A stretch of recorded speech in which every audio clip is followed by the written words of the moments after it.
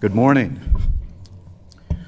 It's 10 o'clock on the 4th of June, 2026. So at this time, I call to order the Board of Commissioners meeting and ask you to all please rise for the Pledge of Allegiance. I know the agenda says Vice Chair Nathan Tolbert. I will explain in a moment why I'm not going to have him do that, why he's not here, but I'm going to ask Commissioner Danny Tarkanian to lead us in the Pledge of Allegiance this morning. Thank you.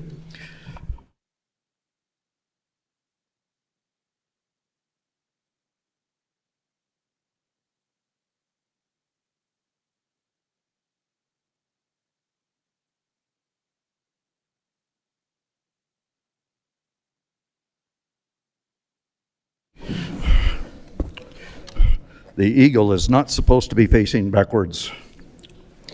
So, anyways, as I mentioned shortly ago, Commissioner Tolbert was honored to be selected by our state organization, the Nevada Association of Counties, to attend a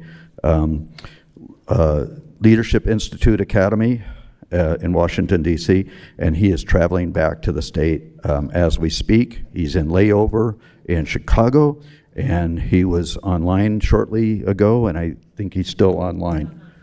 Right, he's online. So we have 4 commissioners in attendance.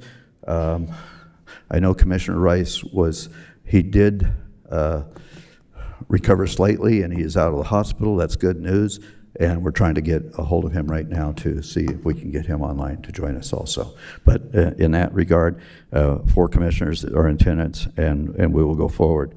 The first item this morning at every meeting is public comment.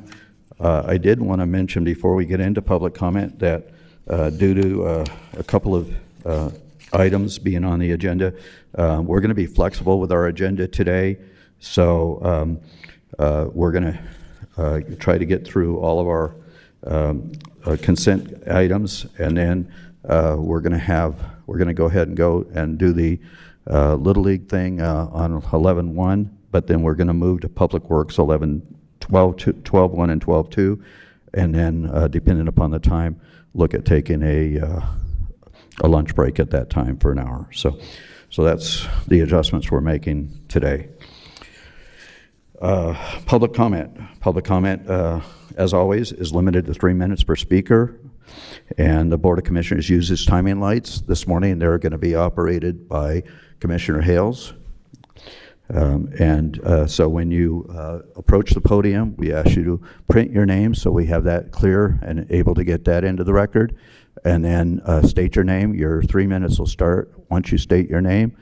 And you'll see a green light, but when you start, you'll see a yellow light and you'll hear a beep. That will indicate you have 30 seconds left, and at the end of 30 seconds, we ask you to please conclude your comments and sit down. In addition to opening public comment will be taken on administrative agenda items that are identified for possible action and closing public comments.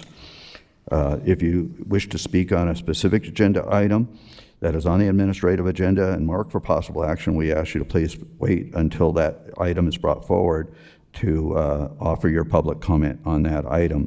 If we make the exception that if you have to return to work or some other obligation, then feel free to take that opportunity during open public comment this time to voice your concerns. We do not take public comment on liquor board items, and we have one of those on the agenda today. So public comment must be limited to matters that are within the jurisdiction control of the Board of Commissioners. Public comment should be addressed to the board and not members of the public, so that the board may take future action on the issues that are raised by the public. So at this time, without further ado, we'll go into public comment. Is there any opening public comment?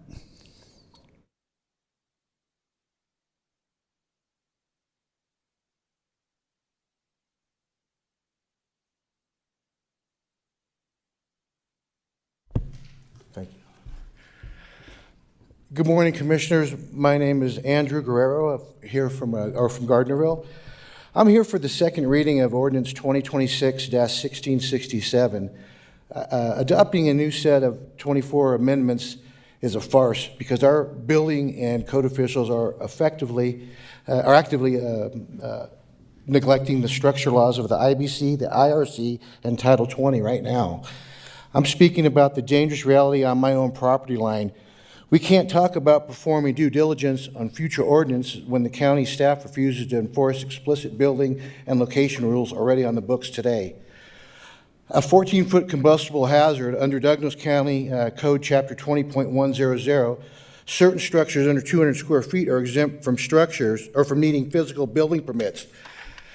This is where there's a problem, but let me be absolutely clear. A permit is not an exemption or a license to violate the law.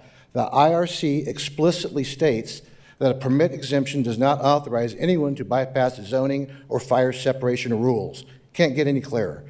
Let's look at the facts. Right now, a 14-foot tall, 200 square foot tall, combustible structure sits a mere inches from my property line.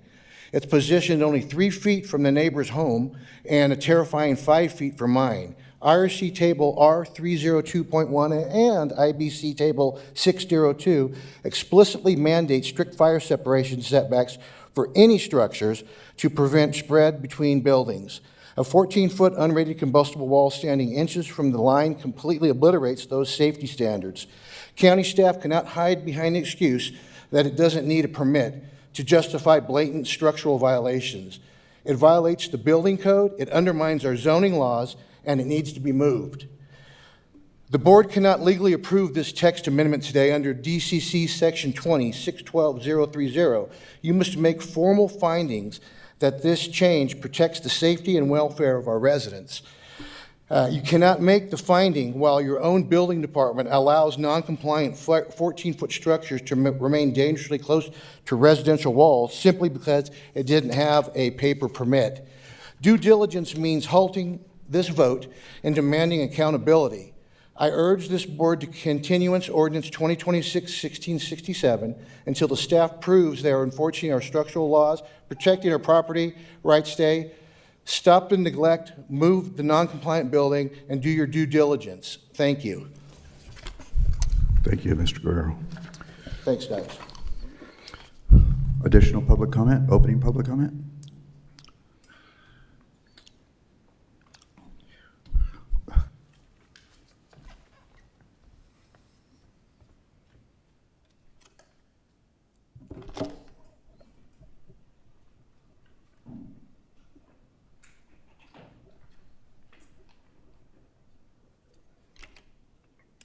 Good morning. My name is Ernie Moyano.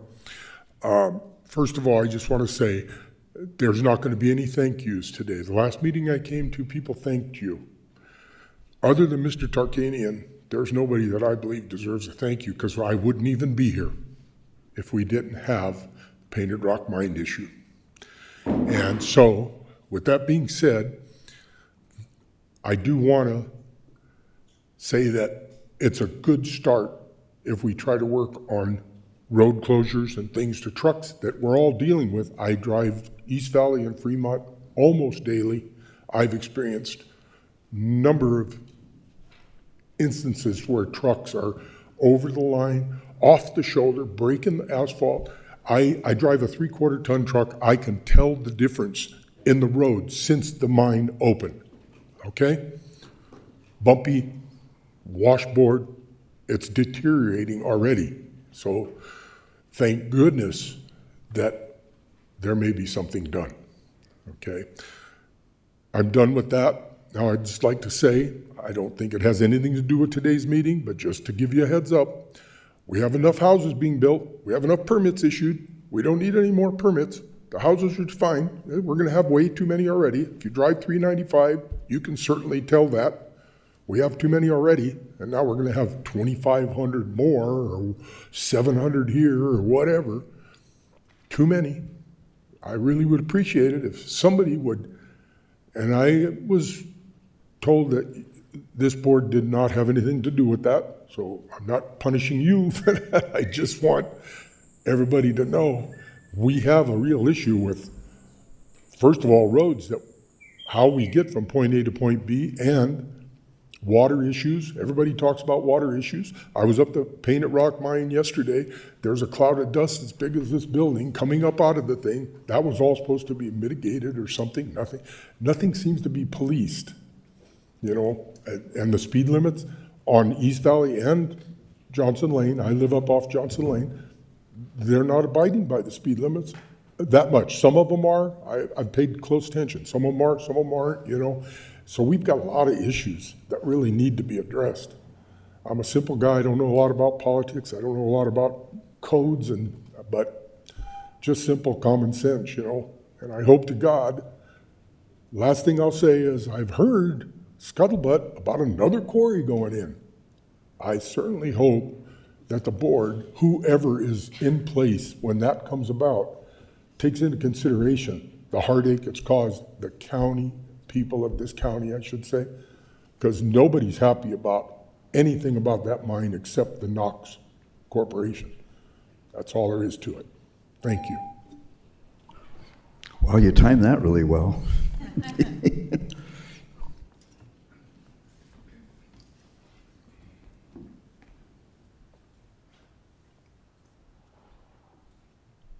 For the record, Jeannie Shizuru.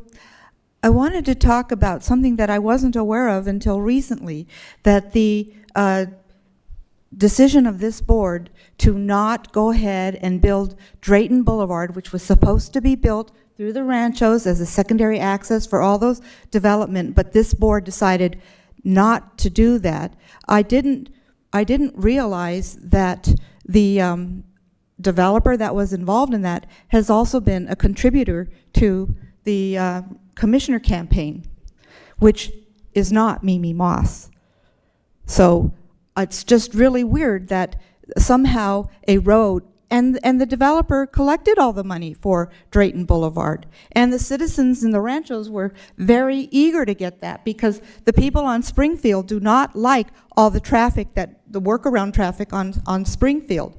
So they were looking forward to it, and somehow this board decided not to. And as I understood it, they, instead of having that second road, the Drayton Road that's been there, supposed to be there for forever, they're going to put bike lanes or something like that. Now, that money that was collected for that road, the expectation of the citizens of what that money was for, I think has been, again, you know, not followed by this commission. Thank you. That is a developer who is donating in this campaign season. Thank you. Additional public comment. Ms. Duda. Looks like you're next.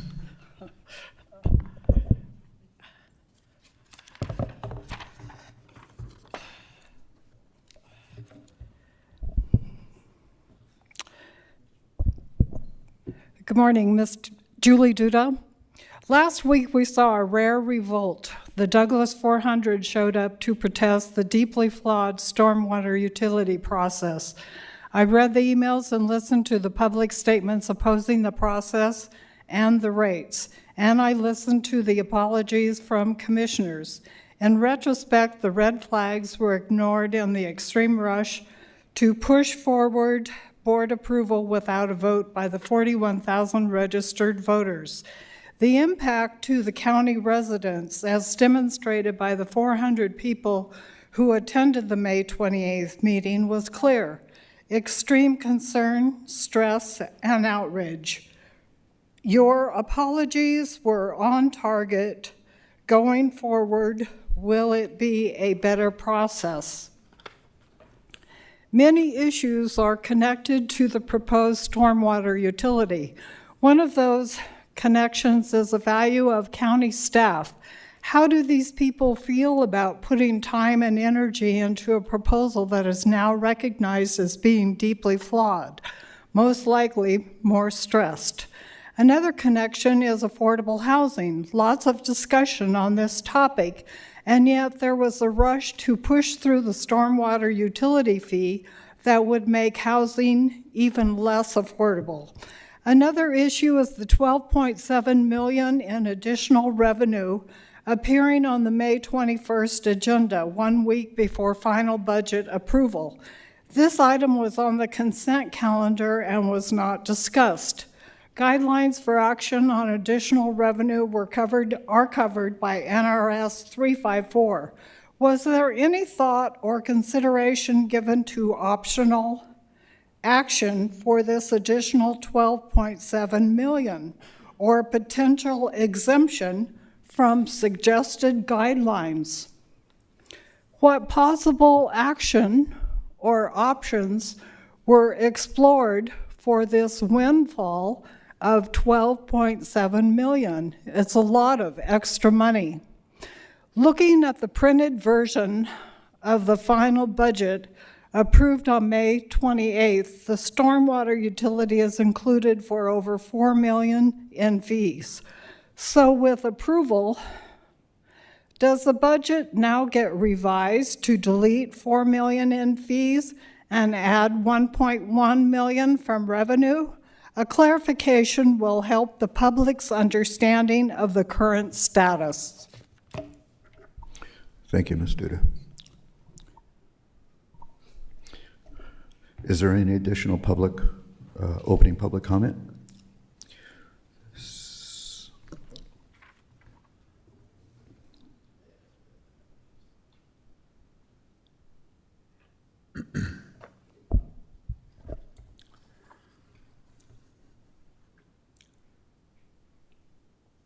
I'm sorry. Go ahead, please. Jim Slade. I want to thank Commissioners Gardner and Hales for their steadfast support for sustainable growth. You have both expressed your desire for slow growth and kept that promise. The public, too, supports that position, as shown by their votes to approve both the Sustainable Growth Initiative and the Growth Management Ordinance. This is the 30th anniversary of the master plan. Two things were made very clear right from the start on the first page of the introduction. One, quote, the theme, keep our rural character, was heard many times and in many ways from residents, and growth should be managed or directed and should occur at a pace that doesn't overwhelm or negatively impact the current attributes of the county, unquote. We've had very mixed success with that due to too much growth, too fast, yet we still hold on to our rural character even though it is decidedly diminished. Two, quote, most residents agree that new development should pay its own way and should not be a burden on existing residents, unquote. On this, we have been less successful. Nearly everyone recognizes that growth doesn't pay for itself. One need only look at the sorry state of our roads and the backlog of flood control infrastructure for which developers paid almost nothing in contributions. While we can't change the past, some history is instructive as it can help us navigate the future. Flood records in our county go back to 1872, yet there was no record of an alluvial flood until the 1990s, almost 120 years later. That is because, until recent decades, there was no significant residential in the known alluvial flood areas in East Valley. Large-scale development there increased the risks of flooding. We now have significant alluvial flood events every few years. These are usually summer flash floods caused by sudden, intense, localized rain. Has development paid for itself as the master plan envisioned? No. That burden has been passed to existing residents. Given the state of our roads and the sizable challenges to infrastructure, that answer is clear. Why did that happen? Our Department of Community Development, particularly the Planning Division, brings those items to the board with their recommendations and their suggested conditions. They are the professionals on which the staff relies. Community development, however, has always been viewed by a great many people as pro-growth, contrary to clear desire of residents. Mimi Moss was planning manager and then director starting in the 90s, and for the next nearly 20 years. Her department was supportive of development and failed to require that they pay their own way, which has placed an undue burden on existing residents. Going forward, I would hope that the board would require that all development, especially in East Valley, put in necessary detention basins and contribute significantly to stormwater infrastructure. This would include Virginia Ranch and Parks Buckeye Farm. While we can't correct the past, we can try to get it right going forward. Thank you, Mr. Slade. Is there additional public comment? Okay, sensing no additional public comment, I'm going to bring it back to the board.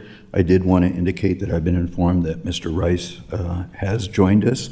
Mr. Rice, just want to do a sound check. You're there, and I'm here, sir.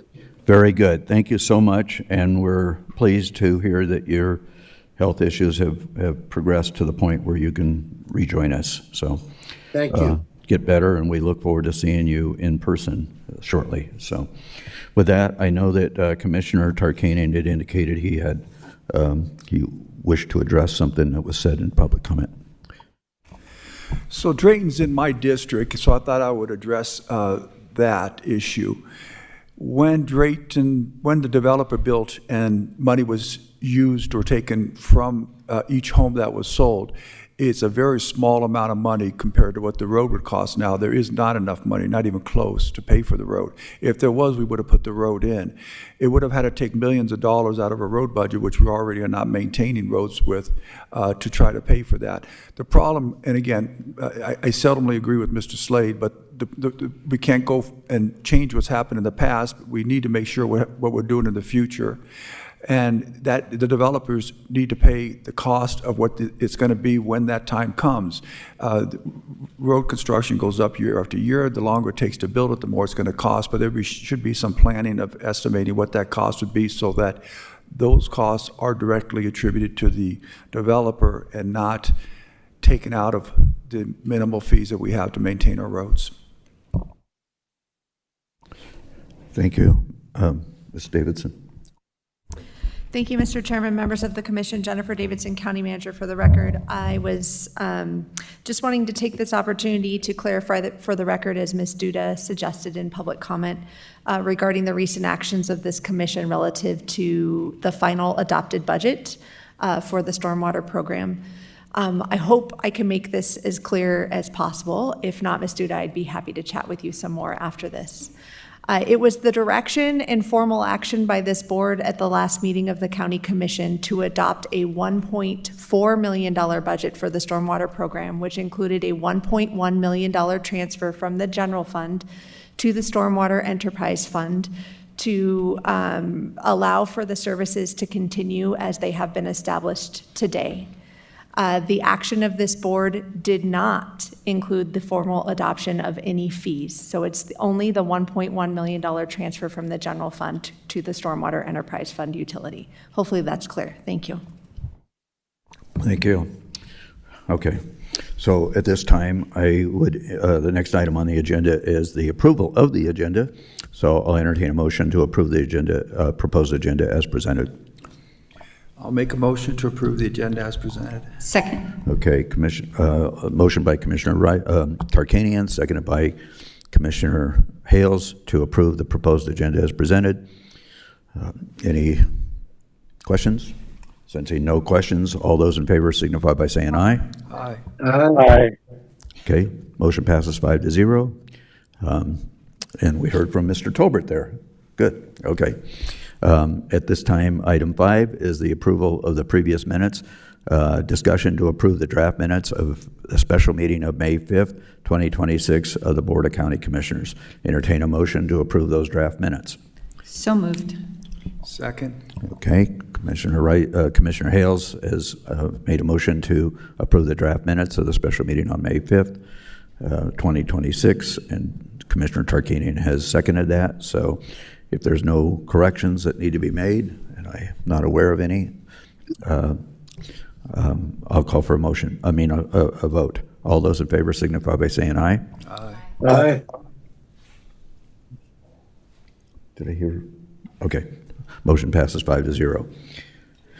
Okay, so we'll now go into the item number, it's a recess as the Board of County Commissioners and convene as the Douglas County Liquor Board.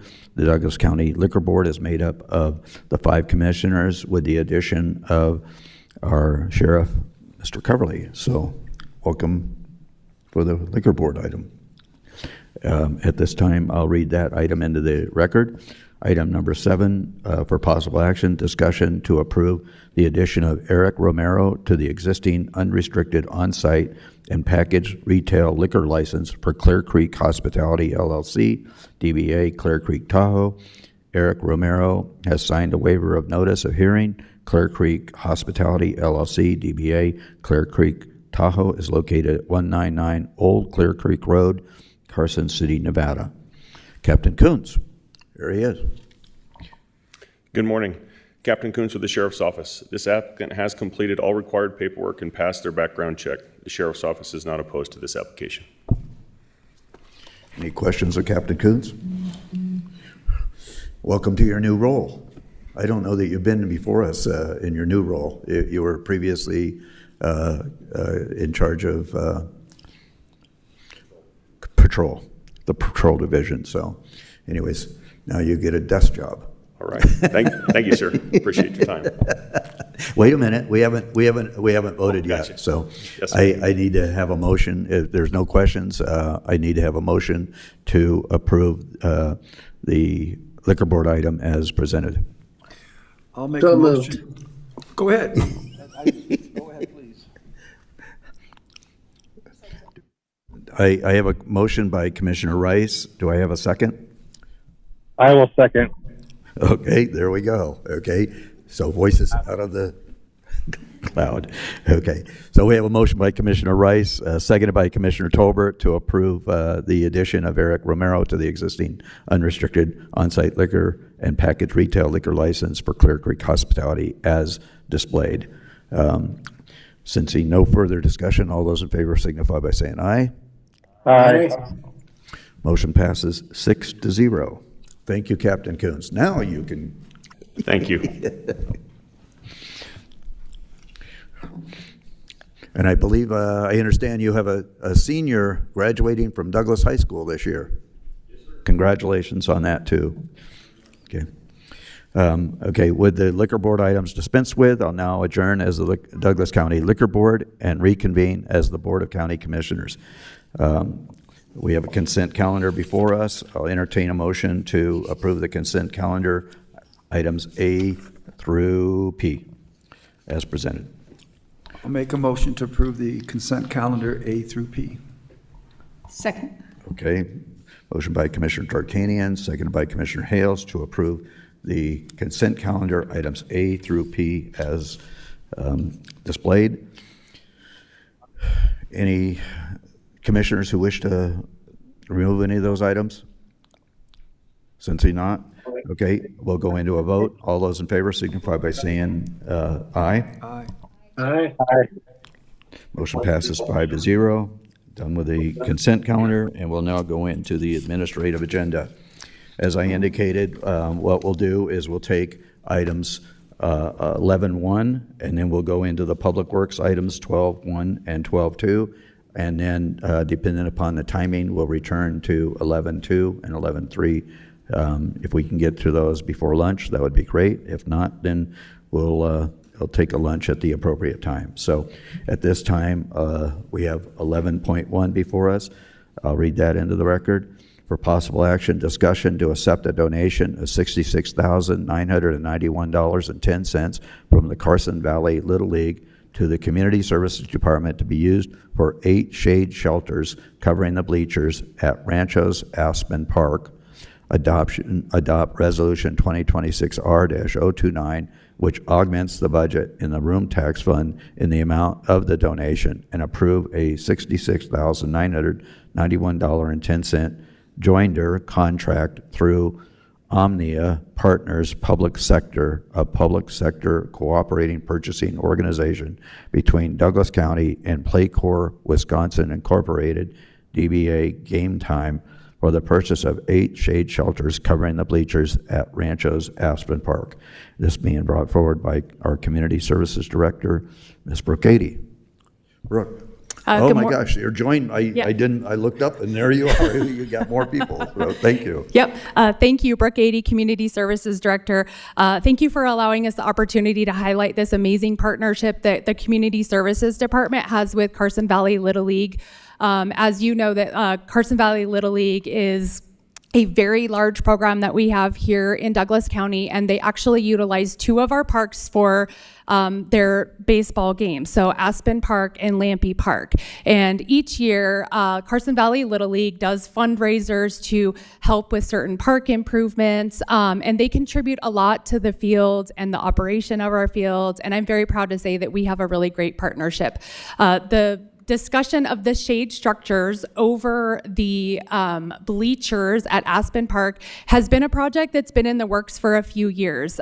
This is a very large project. It's very costly. And so the team has been working hard fundraising to be able to purchase these shade structures, which is going to provide such an enhancement at Aspen Park. I know when my boys were playing Little League, we were sitting out on the bleachers, and there really is no coverage for spectators at that park. And so this is a huge improvement for visitors and for teams. And so we're very proud of this partnership. So with me, I have two members of the Carson Valley Little League Board. I have Janelle Hoover, who is the president, and I have Melissa Davis, who is the treasurer. Okay, I got that right. Thank you.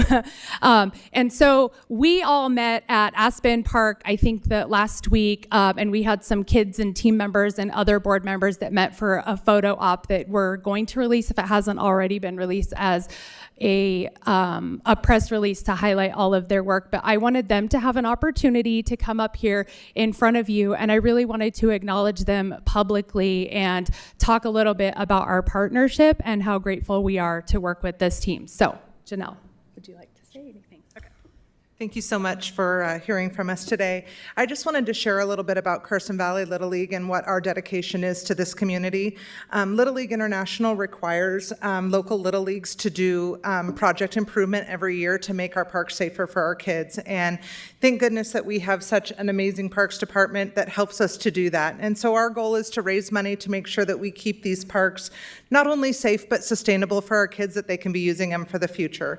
My kids have been all through Carson Valley Little League since they were this big, and now they're grown and in college, and I just can't walk away. It just still keeps pulling at my heart. And I bet Melissa can say the same thing. Brooke was part of Carson Valley Little League, and so I just wanted to say thank you to all of you, but also thank you to all of our community for participating in the fundraising that we do, and for all of our sponsors in the community that so generously give their time and their volunteer hours and their money to our league so that we can be able to do these things. Thank you very much. Thank you. Melissa, did you want to say anything? No? That's No? a no on from Melissa. Okay, I'm happy to answer any questions if you do, but I really wanted to take this opportunity to highlight this wonderful partnership and the you. hard work that they do. Absolutely. Great program. Commissioners, anything you wish to add? Mr. Chair, I would just like to echo a lot of those comments as a former member of that board, whose kids also went through every level of Little League. This is going to be a great addition for all those parents that have baked year after year out there at Aspen. So really looking forward to this getting done. Thank you. Commissioner Rice, anything? Okay. I didn't play Little League. I played football. Well, that answers a lot of questions. Okay. If there's no other questions, this is a actionable item, so we need to go to public comment on this. So is there any public comment on this item?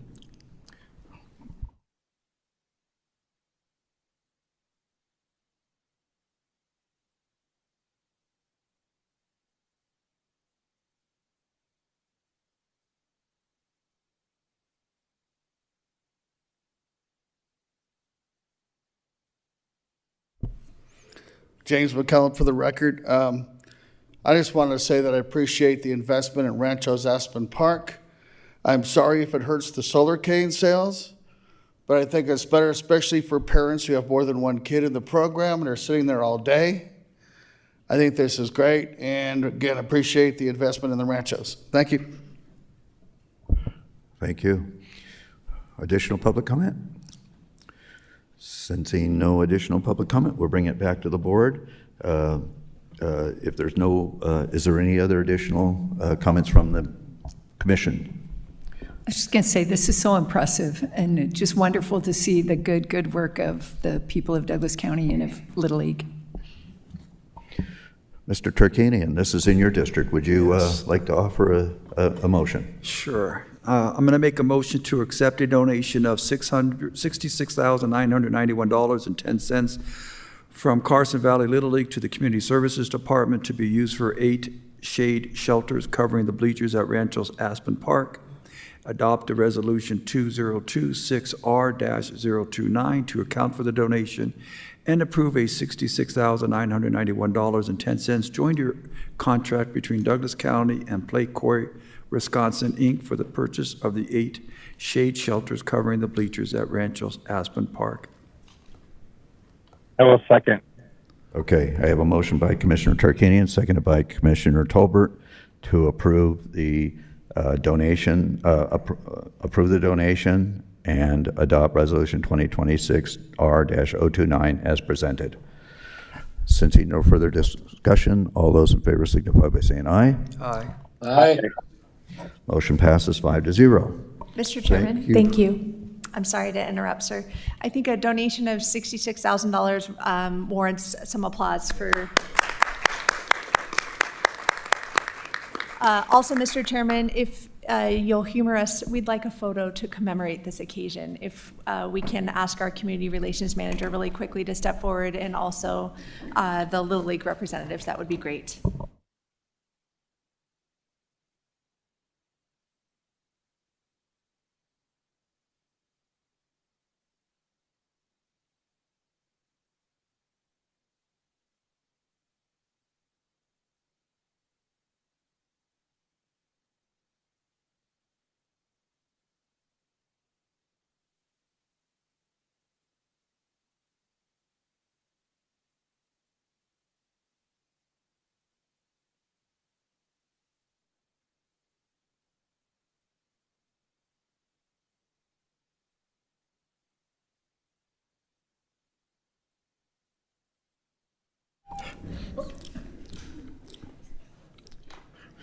So over my years as a private citizen and you know, I've been involved with service organizations all my life, and service organizations, you move around this town and you look at our different parks and things, Rotary Club, Kiwanis Club, Lions Club, JC's, Elks Club, other clubs, you know, citizens have always been involved in community development, community services of this nature, and it's so great to see that tradition keep going. So once again, thank you, Carson Valley Little League, for that. At this time, then, I'm going to go off the agenda and adjust it a little bit, and we're going to go into the Public Works items because I know there's a number of you here for that. So we're going to go into 12.1 and then 12.2. So for 12.1, and I believe we have our Public Works Director here. So I'll read that into the record. For possible action, discussion on the adoption of Ordinance 2026-1668, an ordinance amending Douglas County Code Title 10, Chapter 10.08, Control Devices, to establish vehicle restrictions prohibiting truck traffic on portions of Fremont Street, East Valley Road, and Sunrise Pass Road, and limiting truck traffic on Buckeye Road and portions of East Valley Road. This is the second reading. We've heard this once before, but anyways, a month ago, that's what these things require, is 2 readings. So once again, Phil Richter, our Public Works Director. Mr. Richter. Commissioners, Phil Richter, Director of Public Works, for the record. I think the title is relatively self-explanatory on this ordinance. The current ordinance lists in code specific roads that are restricted and have various control devices and restrictions on them, including truck traffic. This ordinance would add to that list the section of Fremont Street from Johnson Lane to Sandra Lane would be posted no trucks. The section of East Valley Road from Buckeye Road to Sandra Lane would also be posted no trucks. From Sunrise Pass Road, it would be posted no trucks. And then Buckeye Road would be posted not a truck route. And East Valley Road from Buckeye to Toller, so going south, would also be posted not a truck route.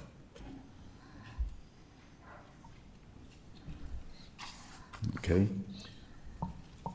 Commissioners, questions for Mr. Richter?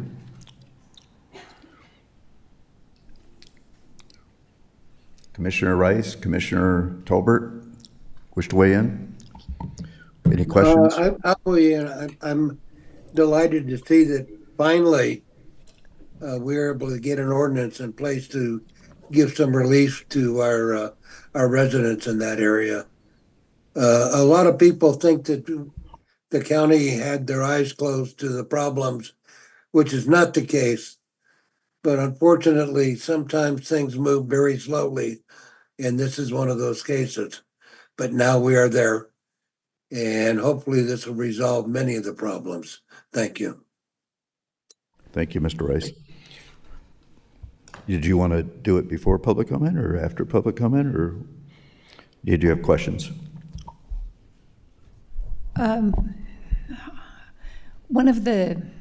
There are a lot of reasons to move forward with this, and there's really only one reason not to, and that is if it would increase the concern that I've received from a constituent about whether this would increase truck traffic on Johnson Lane as a net total. We've received information that there are trucks that use East Valley and Johnson Lane as an alternate instead of staying on the highway so that they can avoid going through town. And to the extent that is happening, taking trucks off East Valley also takes trucks off of Johnson Lane.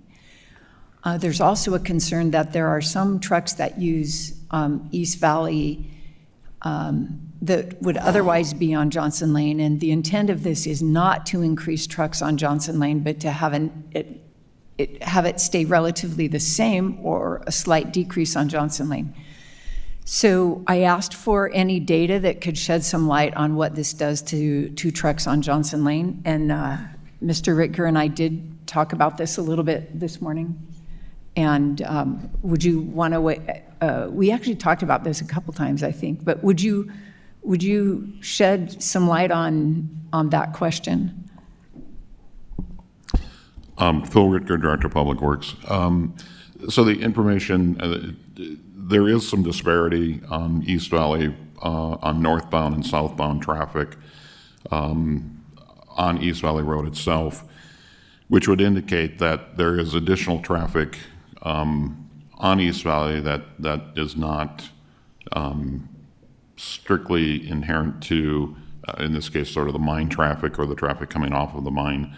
It is, and there is a commercial zone, there's a commercial district on Johnson Lane, which anecdotally, because we see and observe this, that there is a commercial district on Johnson Lane, which those trucks do leave that commercial zone, and instead of going to Johnson Lane as intended, or down Johnson Lane to the freeway as intended, are using East Valley as a bypass. So it would put a restriction on that, or prohibit that kind of a truck traffic. So it should have a net effect of reducing eastbound traffic on Johnson Lane from the commercial zone or from Highway 395 into the out to East Valley, and then utilizing East Valley as a bypass.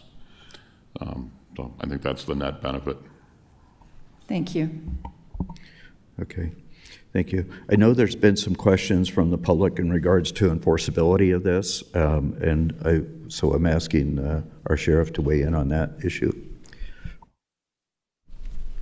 Sheriff Dan Coverly for the record. So throughout the county, there's several roads that are restricted to truck traffic. So this is not unique or new in the sense. And those roads are enforced by the sheriff's office just as any other traffic violation is throughout the county. And so we will do the best we can with what we have. And if the biggest thing for the public to know is if you have a vehicle, it doesn't matter what the traffic violation is, whether it's speeding or reckless driving, or you think somebody's drunk or whatever it is, or there's a truck on the road and you think that they're not making a local delivery and they're passing through, then to give us a call, get the description of the vehicle, license plate if you can, and we'll try to catch up with them and get them stopped and see what they're doing. But if you don't call us, then we don't know. And when the deputy's out there running traffic enforcement, things go pretty good. And then when he leaves to do something else, speeds pick up and that. So that's just the nature of the business. But we will enforce the code just as we do on all the other roads. So my observation there would be, Sheriff Coverly, is that initially, trucks are not going to be aware of this. I think we'll need to perhaps patrol that area a little bit more often than we normally do. So once the ordinance, if the ordinance is passed, then we'll do some public outreach through our social media and newspaper, website and stuff, explaining the new restrictions or rules on the road. And then I'll have some deputies out there in our traffic unit working that section of the road, and we'll go from there. And then if traffic is an issue everywhere in Douglas County, as I'm sure we are all aware, right? So East Valley and Fremont are no exception, and Johnson Lane are no exception. And when we get a high volume of complaints, then we send the guys out and we use traffic trailers and overtime and whatever we can do to mitigate it. But there is a limit to what I'm able to do or what we're able to do.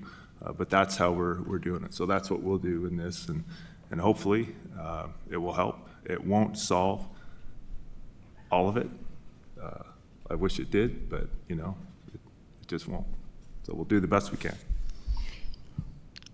Well, yes, I think I appreciate that fact. I mean, it seems like even though the Riverview, Centerville, Dresslerville, whatever you want to call it, that section between Highway 395 in South County over to 88, we have at least one abuser of that non-truck route on an annual basis and have a dumping of hay, right? So you can't solve all of it, right? But we appreciate your stepping up and helping us out with this issue as we go forward. Should this pass? It hasn't been passed yet. Okay. So with that, if the commissioners have nothing else to ask or share, then we'll go to public comment on this item.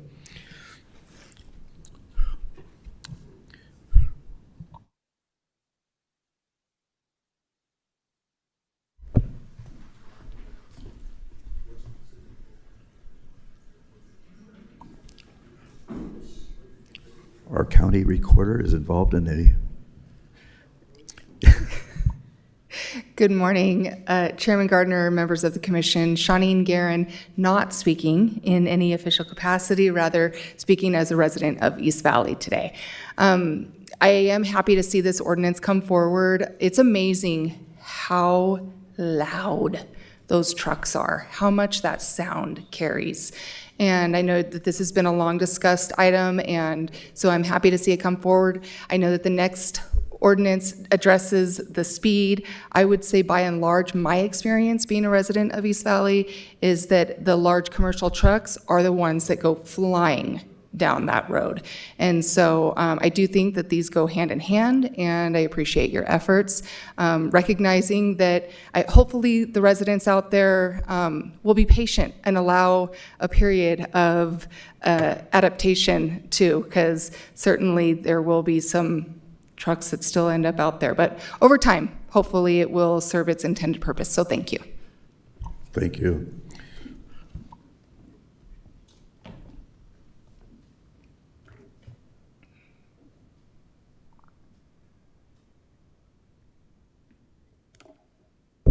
Linda Kozak.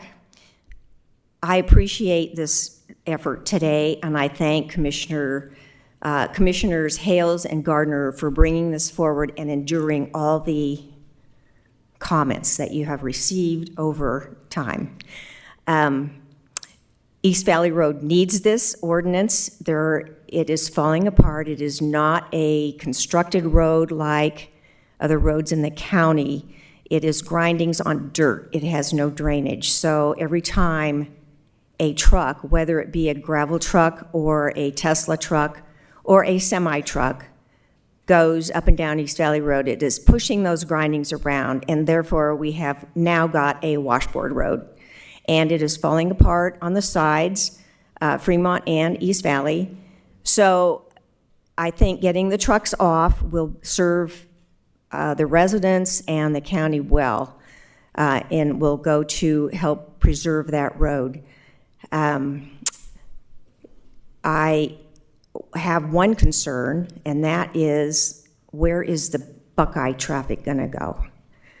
So back to using East Valley for a bypass. This will definitely help Johnson Lane and East Valley because the trucks will no longer be able to use it for a bypass. So this has been covered, but it will help to keep traffic off of Johnson Lane as well as East Valley. Thank you. Thank you for bringing this forward. Thank you, Ms. Kozak.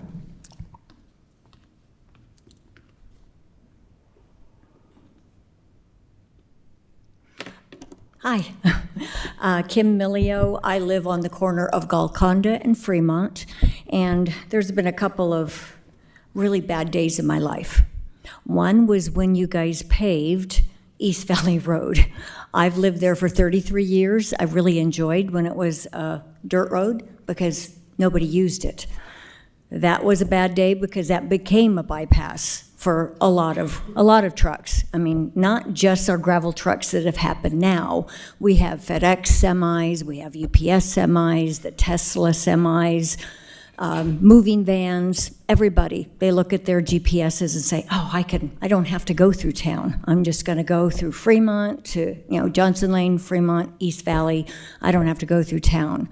That was a bad day. The other bad day was when the Painted Rock Mine went through. We fought it for 5 years. We understand that it was a situation that the county really couldn't help us with. I really didn't think I'd be affected. Well, the day it went through, all of a sudden I realized that the gravel trucks were going to use Fremont. I'm right on Fremont. My horses live on Fremont. And I don't know how many of you guys have drove down Fremont. There are many horses that are right on that road. I don't know if you know much about horses, but big, loud trucks affect their lives daily. I'm out there holding a horse being shod, and these trucks go by. I counted one day, and it was a busy day. I'm sure things were going on with the new courthouse, but every minute, north and south, there was a gravel truck going by. And some of them, yes, some of them go the speed limit. I'm going to say Knox usually is pretty good about it. He makes sure his guys go the speed limit, but those other guys don't care. So those are bad days in my life. I really want our neighborhood back. I'm praying that you guys all vote for this because we couldn't do anything about the mine. I understand that. I know some of you really, really tried. We didn't think that those trucks would go down Fremont and East Valley, but here they are. And they don't follow anything that the agreement says. They just do their own thing. But I'm praying that you guys make a good day today. Not my third or fourth bad day. Thank you so much. Thank you.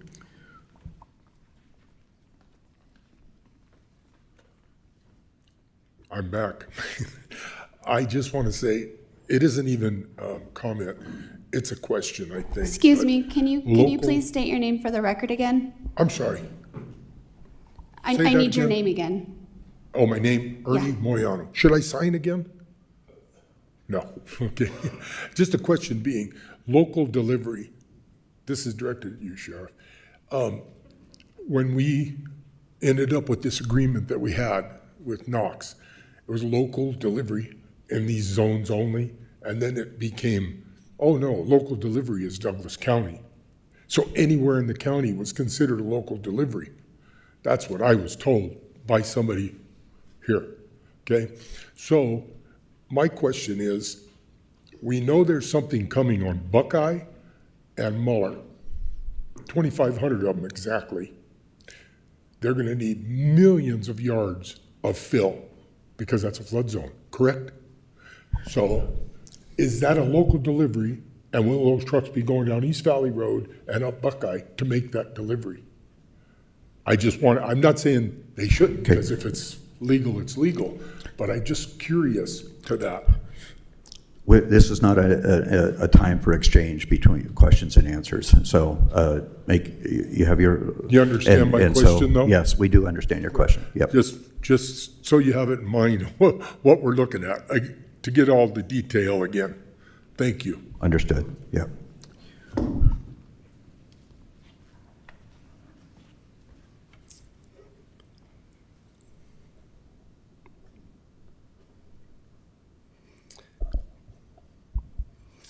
Good morning.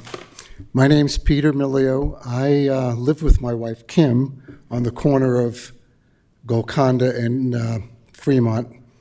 And I agree with everything my wife said. And in addition, it has become the bypass for this county, Fremont through East Valley.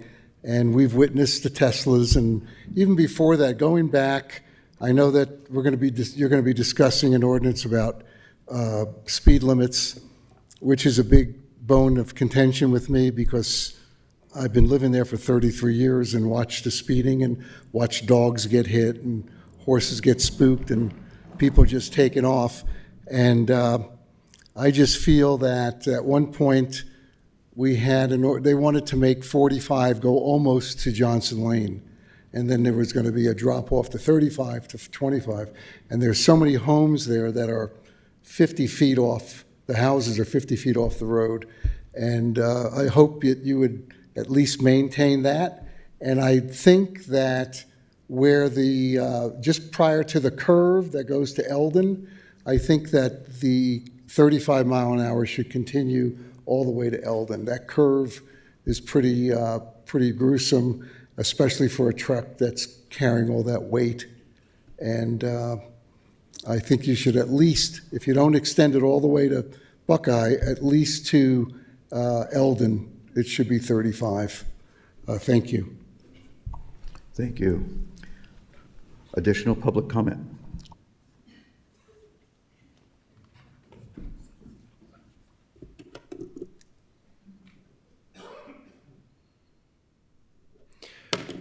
Ron Conway from Protect Johnson Lane. It is greatly appreciated. It is greatly, I can't thank you enough. This ordinance will eliminate the trucks it'll save the road for one, which we pay for to fix and repair. It's not going to make it better, but it's going to keep it from getting worse. And I know we have no money to fix it, so at least let's keep it from getting worse. I completely agree. There's not a lot that's going to change on Johnson Lane, but there will be some, I'm going to give it a 10 to 20% change of the trucks on Johnson Lane. I see them. I drive that road every day. They're not going to have to come up.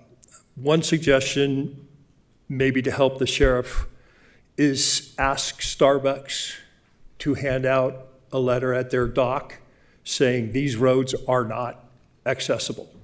I notice they drive behind the airport on that 13-ton limit constantly. Maybe that'll help, because I don't want to see if they don't know what they don't know until they get a ticket. It's that simple. I want to commend the sheriff and appreciate his commitment to enforcing this. It means a lot to the public. And I appreciate the fact that they're going to try and get the message out to the trucks, because what the trucks don't know, they don't know. It is greatly appreciated. And I just want to let the folks on Johnson Lane know that, yeah, it's not going to fix everything, but it is going to help, because those empty vans bounce up and down on the cracked roads, which the county has been trying to fix, and they fix for a while, and then they spread open and all that good stuff. But it's not going to be as bad. It's still going to be bad, but not as bad. Thank you. Thank you.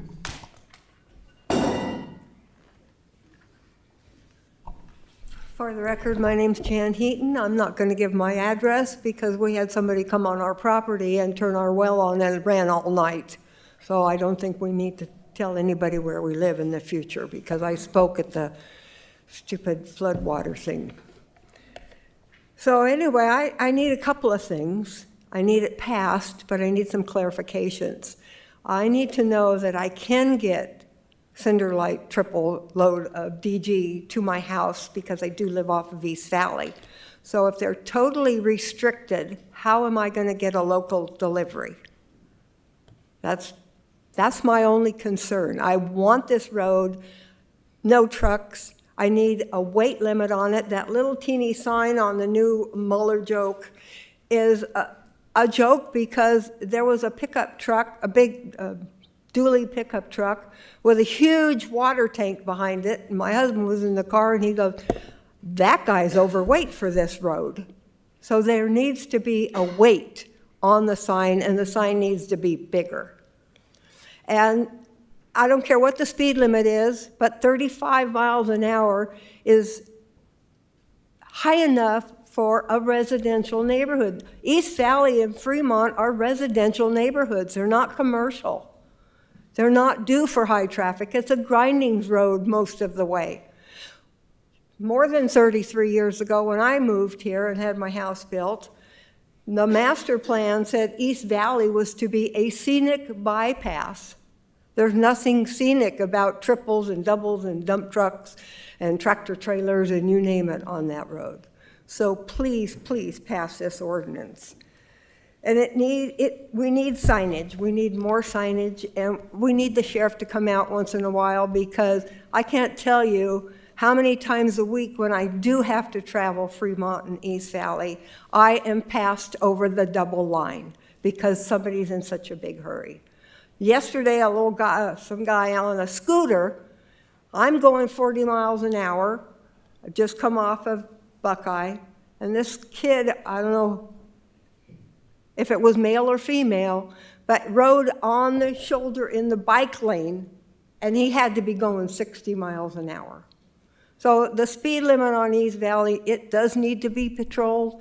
If you give a ticket every day, at least it'll help our revenue because the speed is atrocious. So please pass this. Thank you. Do we have additional public comment on item 12.1?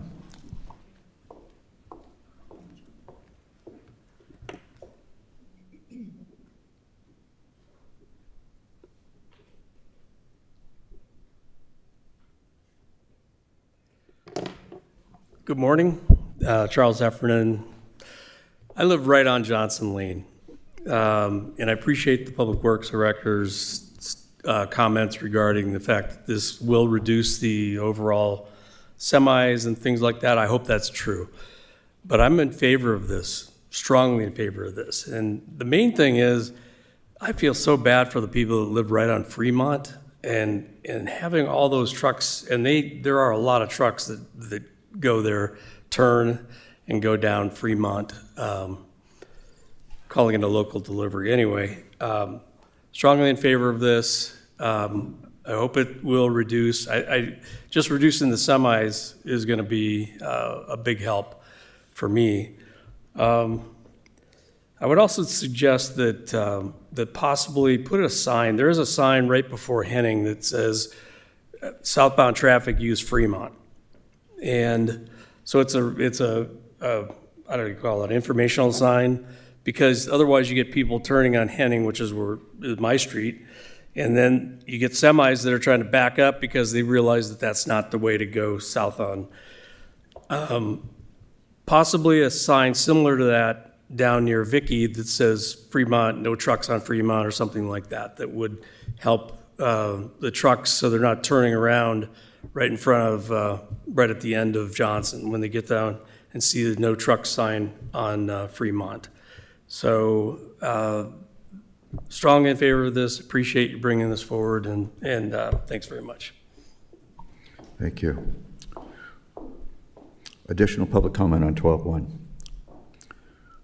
Okay, seeing no additional public comment, I'll bring it back to the board. And at this time, are there any additional questions, concerns?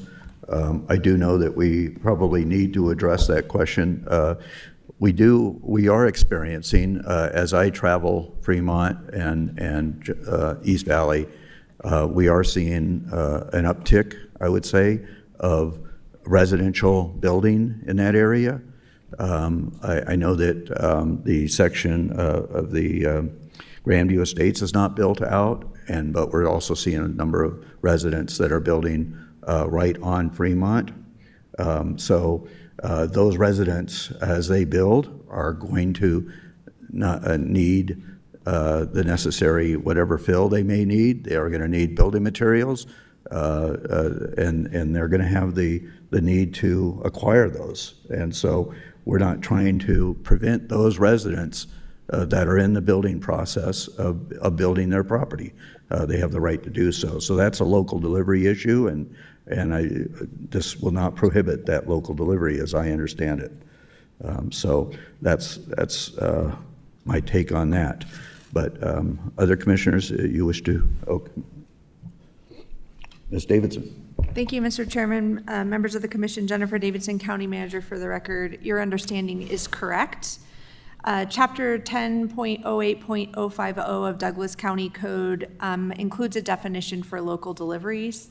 This ordinance would allow for local deliveries to be made off of East Valley to serve the neighborhood.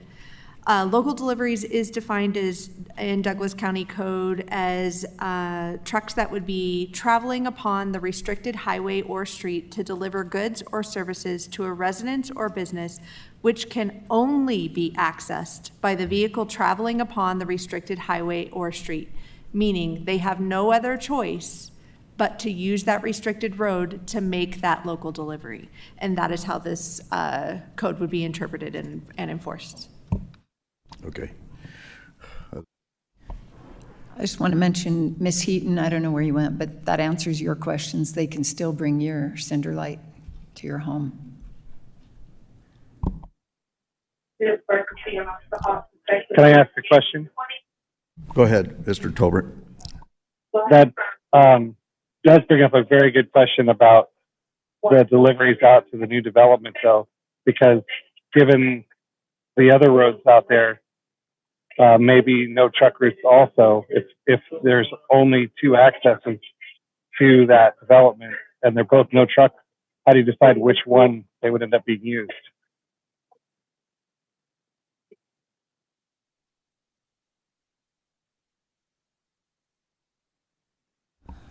Phil Whitaker, Director of Public Works. I think, yeah, are you referencing like the Buckeye Farms off of Buckeye Road? Okay. Yes, exactly. Because that was the big question, because they're going to need a lot of fill there. So how do you? Okay. Phil Whitaker, Director of Public Works. The language in this ordinance and the reason Buckeye Road would be listed as not a truck route as opposed to no trucks is that becomes an informational sign that basically once you're on Buckeye Road, unless you're doing a delivery along that road, it's not a access point to another truck route or to an area that is considered a truck route. It doesn't restrict trucks on Buckeye. It's informational that to try and keep people from getting to that intersection of East Valley and Buckeye where in theory they have no place to, there is no northbound traffic allowed. That's the reason for it. As Jennifer read the code, local delivery it's not defined as the quickest route to a place you're trying to get to. It is if it's the only way to that place. So in theory, in principle, the Buckeye Farms development would be accessed from 395 and Buckeye Road as the acceptable route. And coming down East Valley would not be considered a local delivery because they have access from another road. Thank you. Okay. Commissioner Rice, did you have anything you wish to ask? I do not, thank you. Okay. Commissioner Hales, you had? I'm ready with a motion. Are you? I'm ready for a motion. I move that we adopt ordinance 2026-1668 as presented. Second. Okay, motion by Commissioner Hales, seconded by Commissioner Tarkanian to adopt ordinance 2026-1668 as presented. Since no further discussion, all those in favor signify by saying aye. Aye. Aye. Motion passes 5-0. Thank you very much. There you go, folks. Okay? We're going to take a 5-minute, it's 11:10. We're going to take a 5-minute break. Thank you.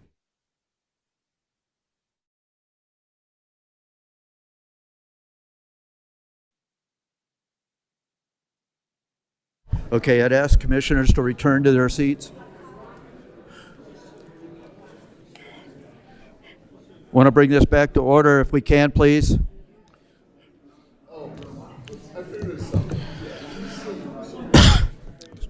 Excuse me, if you'd all return to your seats, please, I'd appreciate it. We have a number of items I'd like to get done before noon. Thank you. I would indicate I'm going to try to get through 12-2, 11-2, 11-3, and maybe 11-4 before lunch.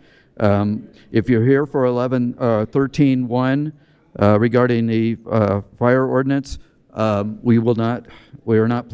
not planning on hearing that until after we take a lunch break. So at this time, we'll go into 12.2 for possible action, discussion on the adoption of ordinance 2026-1669, an ordinance amending Douglas County Code Title 10, Chapter 10.16, speed to establish vehicle speed restrictions on portions of Fremont Street and East Valley Road. This is once again the second reading for possible action.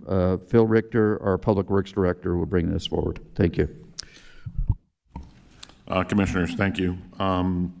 This is the second ordinance related to those roads, and this ordinance would add to the existing roads that have speed restrictions on them. I apologize here. It would add to that list or that section of the ordinance. Let me just get it here. In the 35-mile-an-hour zone, it would add East Valley Road from Buckeye Road to Sandra Lane. So that would be coming from that third north.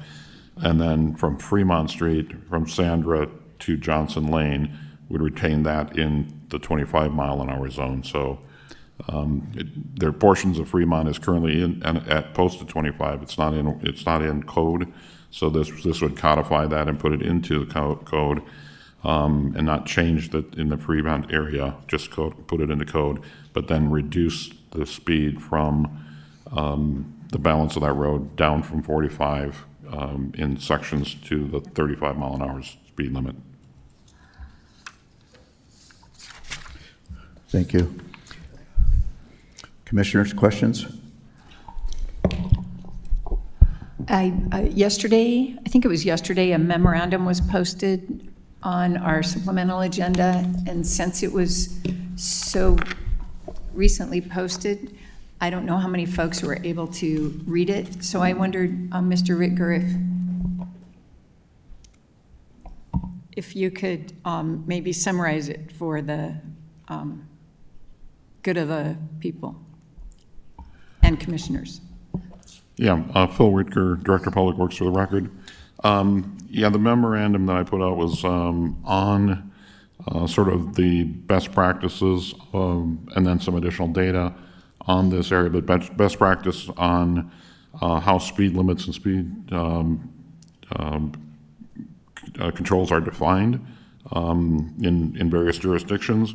It's controlled by the Manual Uniform of Traffic Control Devices, which is the acronym is MUTCD. You'll hear that quite often when you're dealing with any kind of traffic studies and things like that. So where it's not set statutorily, for example, statutorily, Highway 395 is set by the state and feds at a certain speed limit, but where it's not set by state or current county code, speed limits are traditionally set via a traffic study, and those traffic studies usually consider both the average daily traffic volume on a road, the speed distribution, which is known as the 85th percentile speed, and I'll describe that a little bit more in detail. But it also looks at road geometry, the curves, the grades, lane length, sight distance, and then some. It examines driveway and intersection density, so what are really considered uncontrolled access points to a road. And then when you get into more urban areas, it looks at pedestrian and bicycle activity. It looks at crash history. And as I said, it's also defined based on whether it's an urban road or a rural road, whether it's open to commercial traffic or residential only. MUTC has historically recommended what's called the 85th percentile speed, and that is the speed at which 85% of the drivers are at or below under what are considered free-flowing conditions, meaning you're not in a standstill traffic or things like that. And the practice historically was based on the fact that drivers tend to adjust their speed or sort of organically to what they believe is safe condition.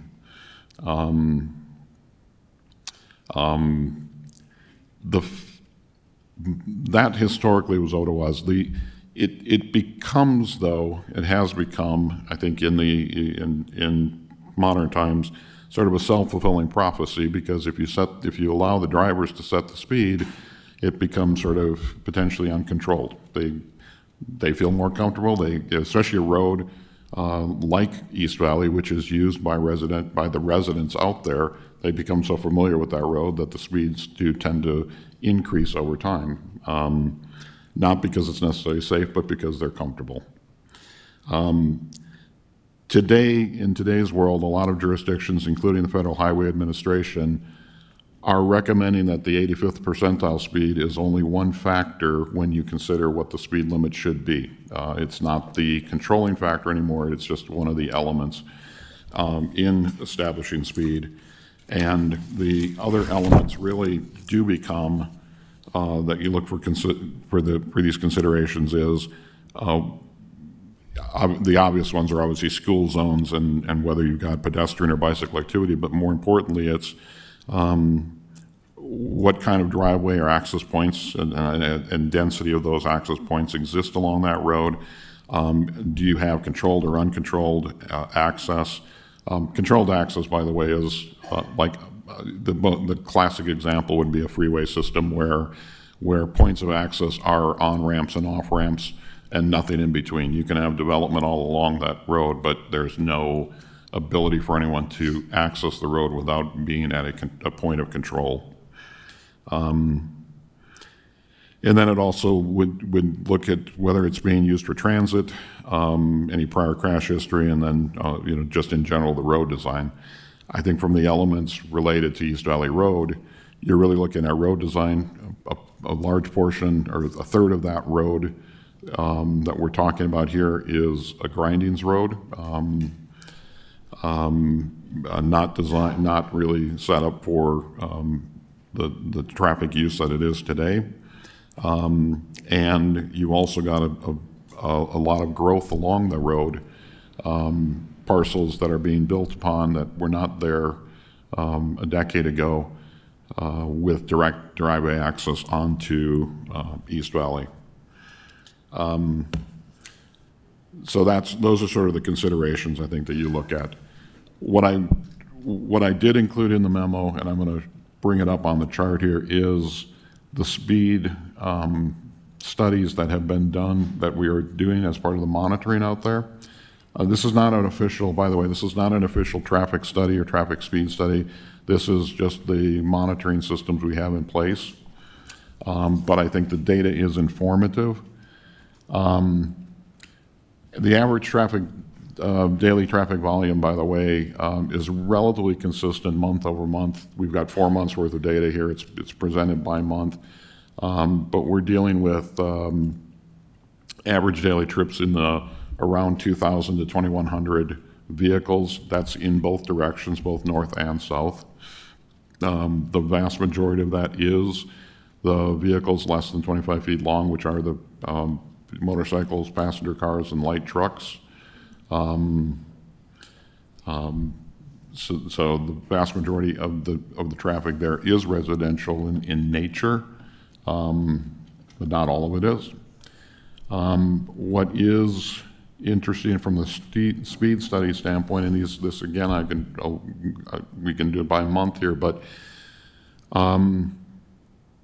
the average speed, and by the way, this study, or the point of the point where we're monitoring right now is just south of Sunrise Pass Road in the current 35 mile an hour zone area. Whether it be the passenger vehicles, the truck traffic, and then the heavy trucks, the speed is the average speed is at or slightly above the posted speed limit of 35 for all classes of vehicles.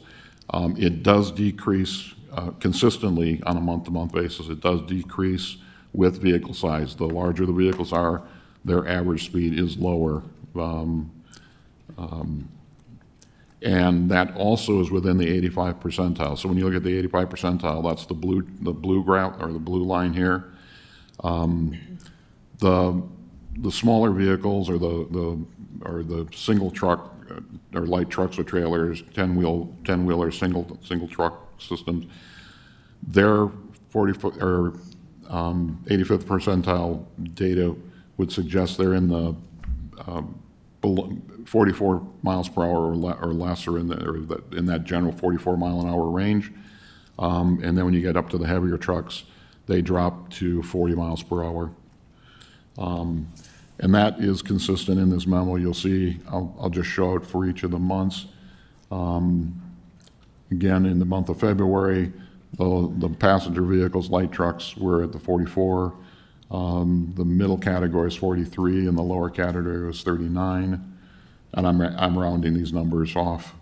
Same thing for March. You're in the 44 down to 40 range, and in April,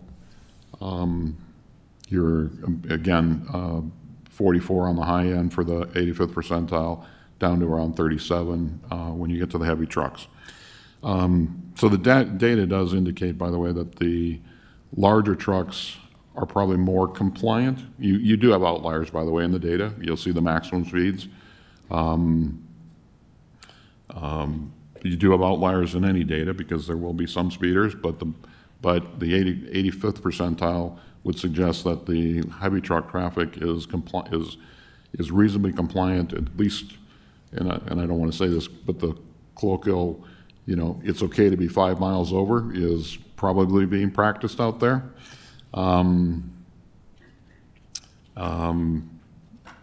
As it is almost on any road in Douglas County, probably. So, but anyway, that's the data in terms of what we're looking at current traffic speeds.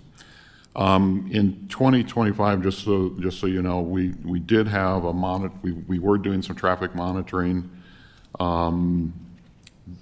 further down south on East Valley Road, and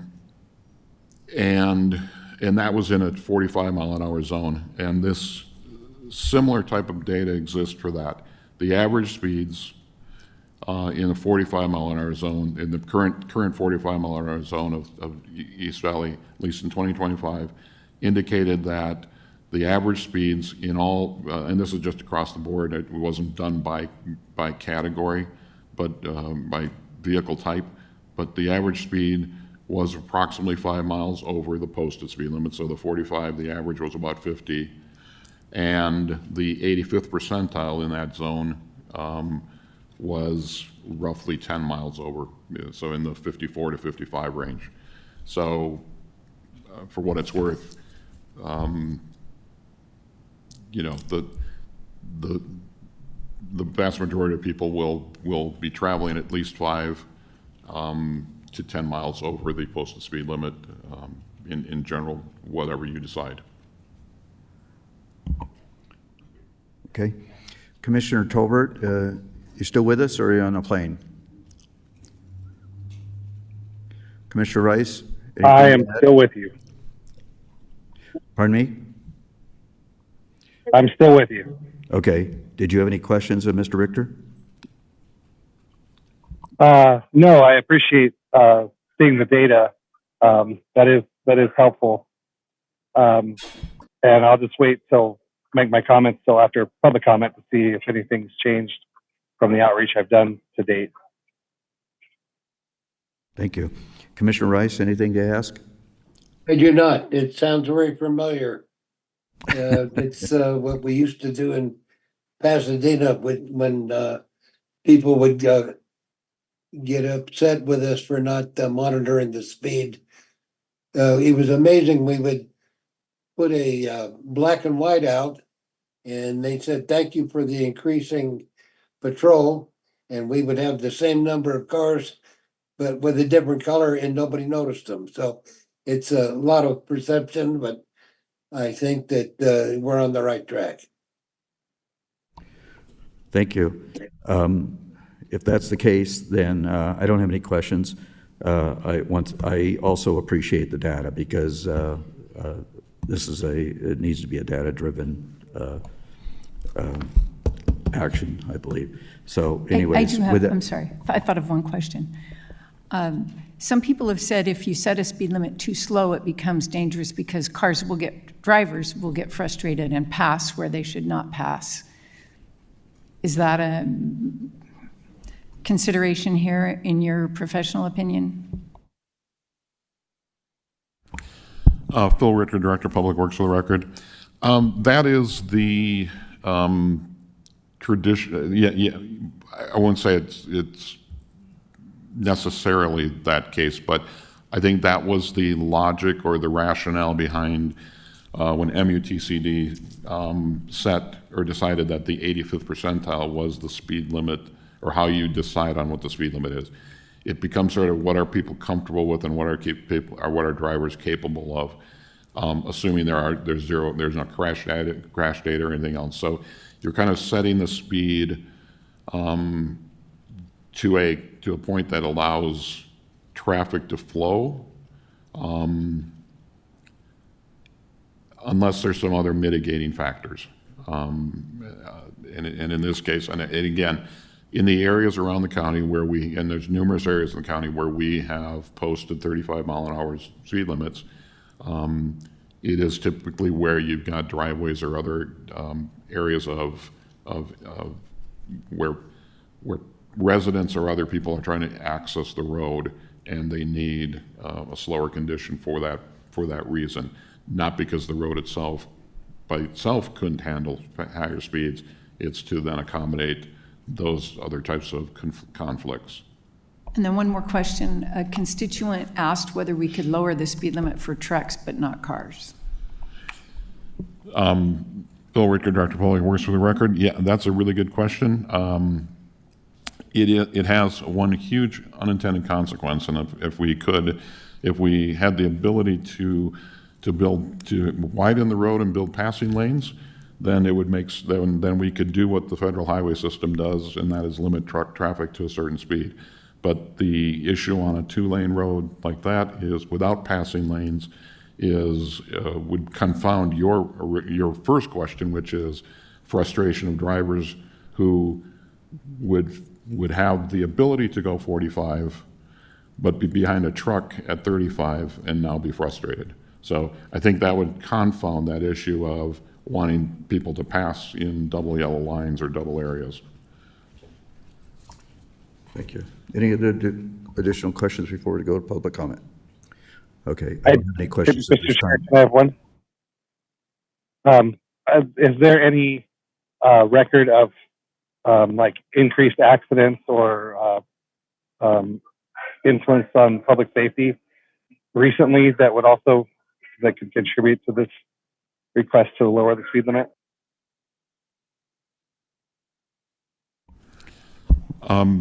Phil Richter, Director of Public Works, for the record. Not that I am aware of today in terms of any crash data or anything out along that road. I don't know if the sheriff has if there's anything that would not be reported. I do know there's been construction along that road of residential properties, and that's probably the only thing that's really increased out there in terms of that conflict.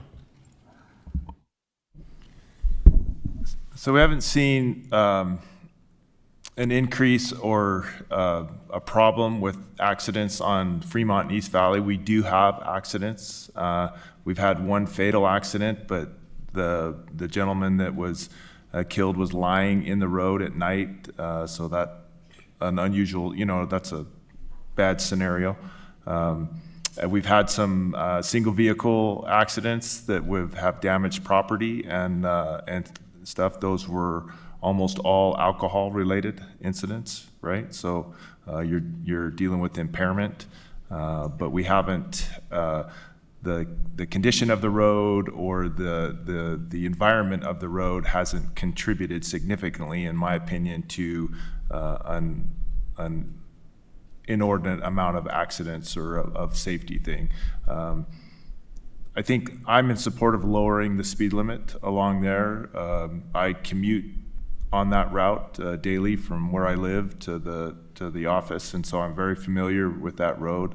I have made traffic stops. I've arrested people for driving like idiots and doing stuff that they shouldn't, and so I'm there seeing it, and I understand. I think that some of the comments in the last thing with the people that have lived there for 30 years and stuff, I totally get where they're coming from. The volume of traffic has increased everywhere in the county, and so Fremont and East Valley is no different. The condition of the road isn't great, and if it's ever fixed or widened or improved greatly, then you may have to relook at what the speed limit is. But I think access to the road, as Mr. Richter has mentioned, is a great point, and that is going to increase as you see development out there. It's not a dense development on most of East Valley. Those are large lots and stuff, but they still have access. The other thing that we'll get occasionally out there are wild horses. They do come down, and depending on the water access and drought or things, we'll see them along the road there. So that's, that happens. Hitting a horse with your car is a bad day. I think this is good, and I think it will help. And the vast majority, and I'll end with this: most people do what they're supposed to do. Most people go near the speed limit. The only ones we remember, the ones that don't, because it makes you mad, right? If you're getting passed on the double yellow or run off, whatever, somebody's doing something that's unsafe and it's around you that irritates you, right? But the mass majority of us are driving good, but you don't remember them, So I think that, and the study shows that Mr. Richter showed. So I think this is a good ordinance. I think it will help. And ease some pressure, and combined with the other ordinance, I think we're on the right track. Thank you. When I looked at this ordinance, I really had two goals, and as our residents have expressed more and more concerns about East Valley and Fremont, I have been doing a more routine pass-through of that. When I'm going up to North County, I kind of take an opportunity to use that when I have the time to do so, just to experience that process. And so I loved seeing the data because I think that was very important. I looked at it from two aspects, really: safety of the amount of residential construction we're seeing out there right now, and driveways that are going directly onto East Valley. And that's a concern of mine, that somebody is going to be looking in the wrong direction and get T-boned in either direction. coming off their personal property or being rear-ended as they try to slow down and enter into their personal property. So the big thing is safety.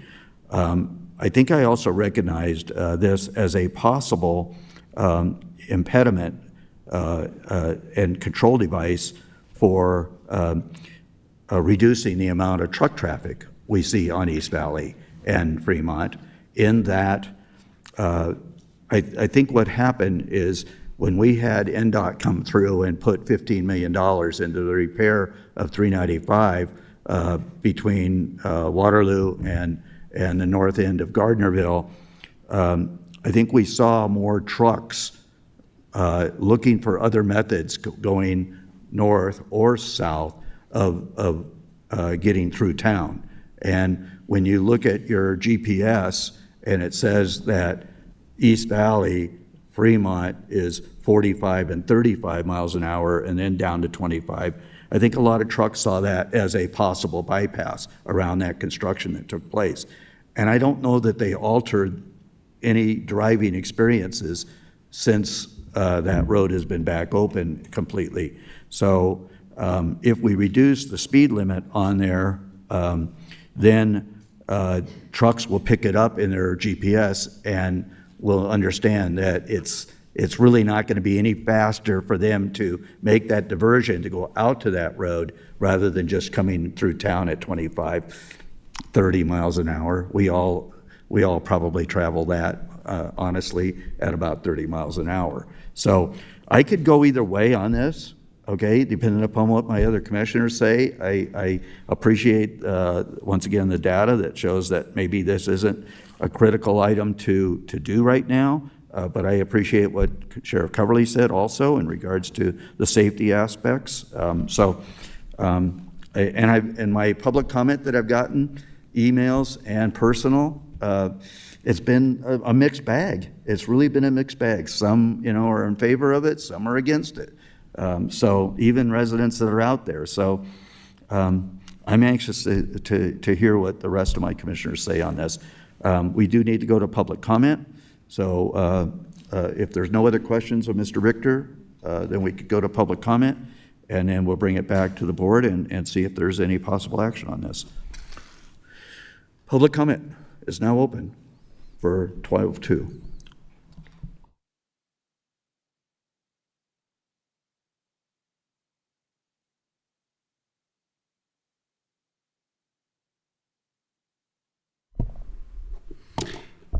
Hey, Brian Conway, Protect Johnson Lane. I'm 100% in favor of the slower speed limit. I did some calculations. I believe this section from Sander to Buckeye is approximately 3.1 miles. Time difference between 45 and 35? 1 minute. If you can't afford 1 minute in your day to not get into an accident, you need to evaluate what's going on.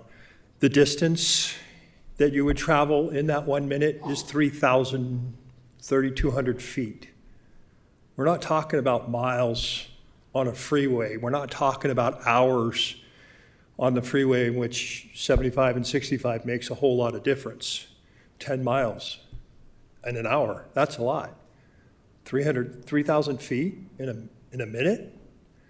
The amount of homes now being built, being discussed. Grandview Estates, 6,600 home sites. 66, not 6,600, sorry. 66 home sites. It's sold out. They're not all built, but it's sold out. So they will be built. The west side, all those parcels are sold out. They're actively building homes. Now, if you look at the driveways on those sides, some of those folks aren't putting their gates. Everybody's got a gate, but they're not putting it far enough off the road. If they come in, little cattle ranch out there now, if he comes in with a trailer, that trailer's going to be sticking in the road. The stopping distance is important between 35 and 45, especially at night, especially on a wet road, especially on a grindings road. That road is beat up really, really bad. I understand everybody wanting to get where they need to get to. And we're not going to, it's not going to stop the folks from tailgating. It's not going to stop the folks from crossing the double yellow line and doing 60 miles an hour. And we can't afford to have somebody sitting out there doing traffic control 24/7. That's all understandable. You got to live with it. But it's going to take those extra people that are using it for a bypass, because now it's not faster. And it's going to help those folks building those homes out there, because now they don't have to worry about their kid putting a garbage can out to the street getting hit. Or the school bus routes. I'm going to mention it. I don't know if there's a school bus route or a bus stop on that or not. But the difference between 45 and 35 in stopping is 60, 70, 100 feet. Thank you. Thank you, Mr. Conway. I guess it's almost afternoon. My name's Jan Heaton again, and Fremont, 25 miles an hour should be all the way down Fremont, past East Valley, past Kathleen. You're going through that dip and people are going 45, you can't get out of the street if you live on Kathleen. You can't see the cars coming down the hill, and the ones coming from the north going south are going like a bat out of Hades. So the speed limit 25 is reasonable to be past Kathleen. Going up the little grade, 35, they're going to be going 30 anyway when they go past Kathleen. To get to the top of the hill, they're going to be going 35, 45. So 45 doesn't need to be 45 anymore. It should go down to 35, especially like everybody's saying, all the new construction. And between Sandra Lane and Kathleen, you've got that turn, you go from 35. Why do you have to stop it? Go from 25 off of Johnson Lane, and then 35, and then bango, you're at 45. That's crazy. This is residential neighborhoods. All residential neighborhoods around other places are 25. So if your speed limit's 25, everybody's going 30. The crazy ones are going 45. But reasonable is reasonable. You've got cars coming onto East Valley. We have to make it safe. There are buses that use East Valley and Fremont, and they do stop, and their lights are flashing. And in some areas, past Buckeye, when the school bus is at the turn right there at Borda, you can hardly see the lights when you're going south. So we have school buses, we have people taking their kids to school. We need to reduce the speed limit from 35 where it's 45. Please. Thank you for your time. Thank you.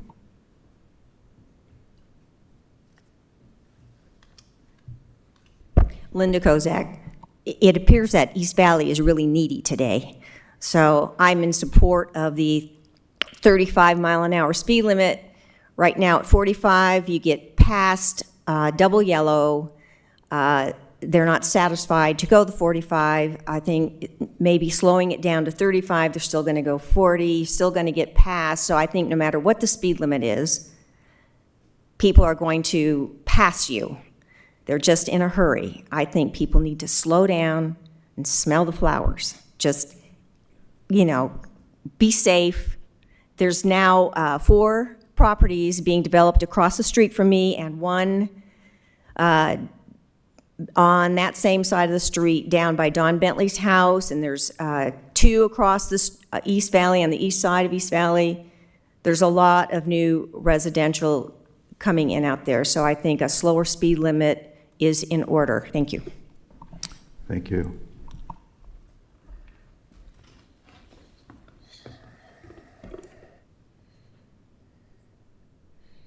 Good afternoon, Commissioners.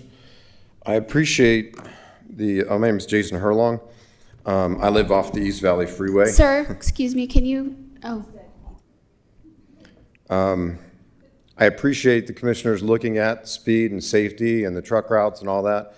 I can tell you that signage will not help. People drive as fast as they want. And that's true in any freeway or town situation. I live on the other side of East Valley where there are 25 speed zones, and people come off the hill. So between Joe Lane and Pine Nut, it goes from 45 off the hill where people are going 60, and they do not slow down until they hit the dip. So I'm at a 25 and I got people going 60, and it's 85% of people. So the only way to fix it is enforcement.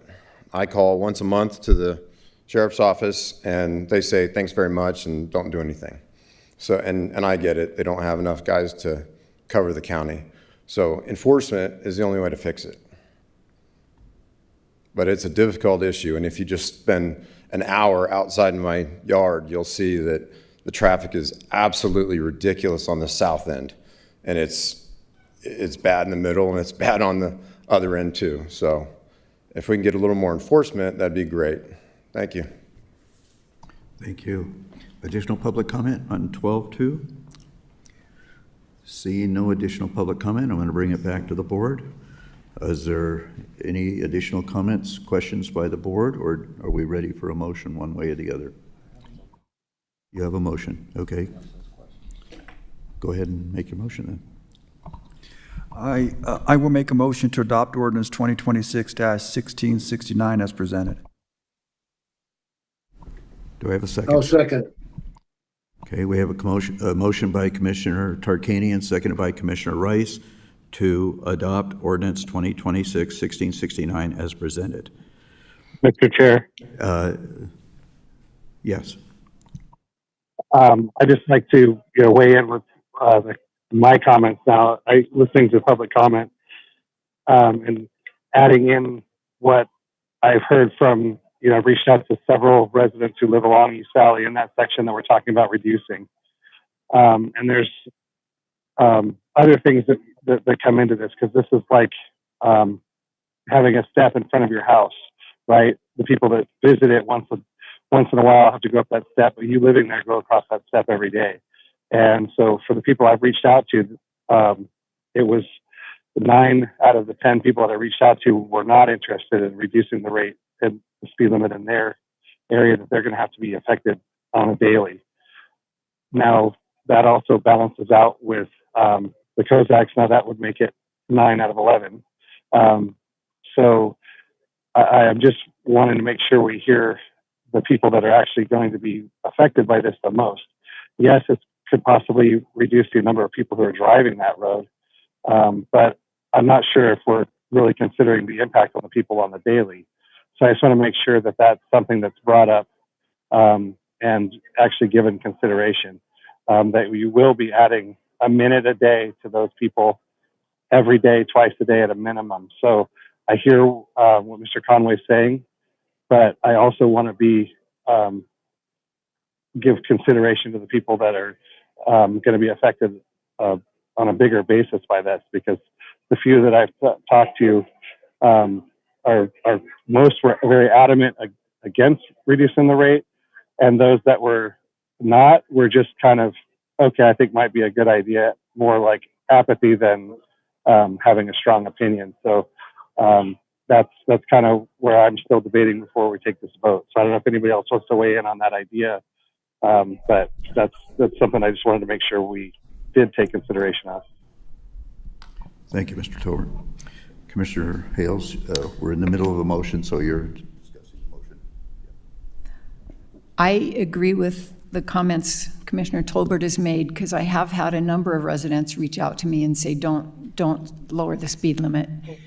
I feel to some extent that we made good progress in solving most of the problems by eliminating trucks, and perhaps we should have done that and then waited 6 months and see how it goes. But here we had both of these in front of us.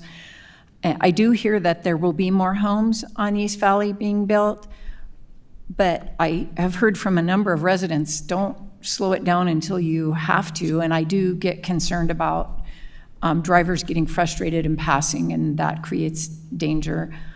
That said, I do think there's problems with the curve, and so it makes some sense to me to slow it down through Eldon Way. But on the balance, I've heard more people say no than yes on this speed limit change. So I hear the concerns here, but I'm kind of mixed on this one. So I'm going to just weigh in. I didn't make a comment when we did this because I thought it was pretty self-evident what's going on. 1 minute for safety for all those homeowners that are there. Now, I think one person said, you Board of Commissioners are idiots to even think about reducing it. Okay, so he's a little bit belligerent, one person. But let's say there was more than one, and you've had a lot more. It's only the people that you've talked to, the small numbers of them. You have to use common sense. There are a lot of homes out there, and I know they're a little bit further off the road, but there's a lot of homes that you're trying to protect the safety for those people and the noise for those people, and it's going to cost them 1 minute a day, or let's say 2 minutes going back and forth. This was not a hard motion for me. I'm going to stick with it no matter what other board members think. Okay, so with that, I'll call for the vote. All those in favor signify by saying aye. Aye. Those opposed? Nay. Nay. Okay, so we have 3 votes in favor of it and 2 votes nay. So the motion passes 3-2. And thank you very much.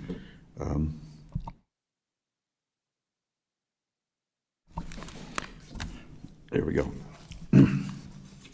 And I appreciate before we move on, I appreciate the comments of Commissioner Tolbert and Commissioner Hales, and I did take their concerns into consideration.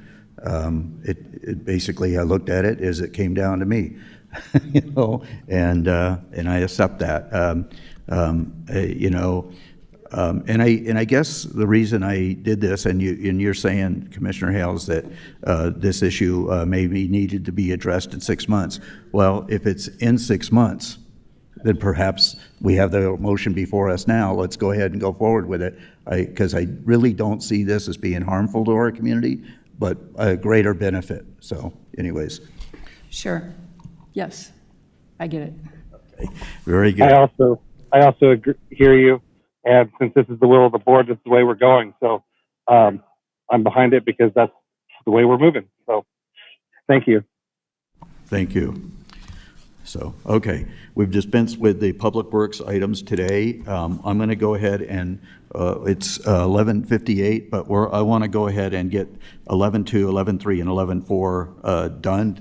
And then we'll take a break for lunch, okay? So I'm going to go into 11:2 for possible action discussion, and that way our community services director can get back to work, right? Not that this isn't work, okay? But 11:2 for possible action discussion on designating Deputy Guardian Casey Myers as acting Douglas County Public Guardian until a formal appointment is made to fill the vacancy in accordance with Douglas County Code 2.22.050, being presented by Community Services Director Brooke Ady. Brooke. Thank you. Good afternoon. Brooke Ady, Community Services Director. I am here to seek approval for appointing Casey Meyer as the Public Guardian. She currently sits as the Deputy Public Guardian, and she has done so for about 12 years. So April of 2025, she had filled this role until we hired a Public Guardian.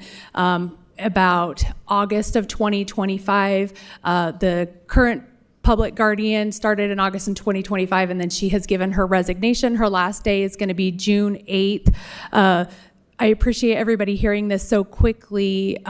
This is really important, this change, so that we can manage the bank accounts and get the appropriate orders to maintain good care for our individuals. So if you have any questions, I'm happy to answer. If you have any questions of Casey, she is also happy to answer. Thank you.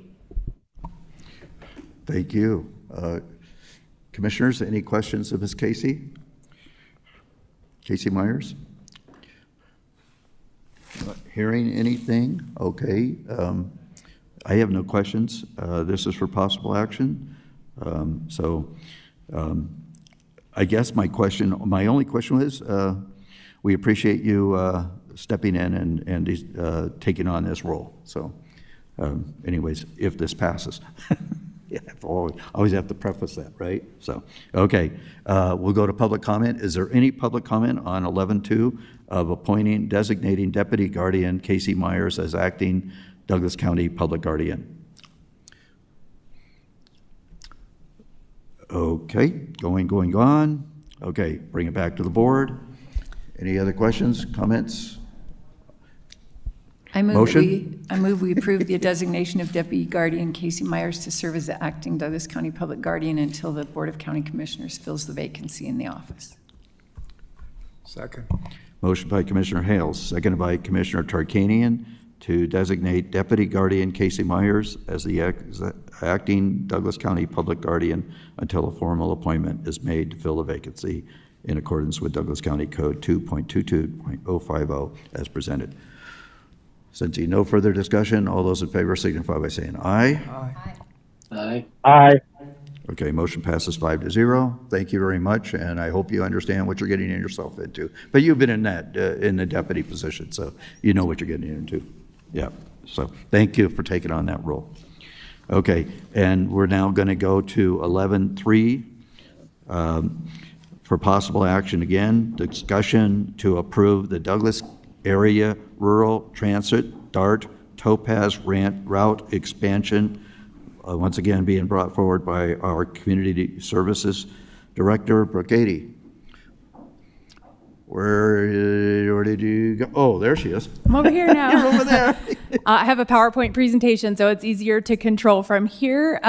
Brooke Ady, Community Services Director, thanks for the opportunity for me to talk about an exciting expansion that we are hoping, if approved today, we can implement starting July 1st.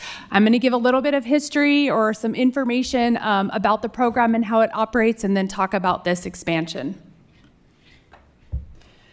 So DART stands for Douglas Area Rural Transit, and we operate DART in several different ways. Our commitment through our DART program.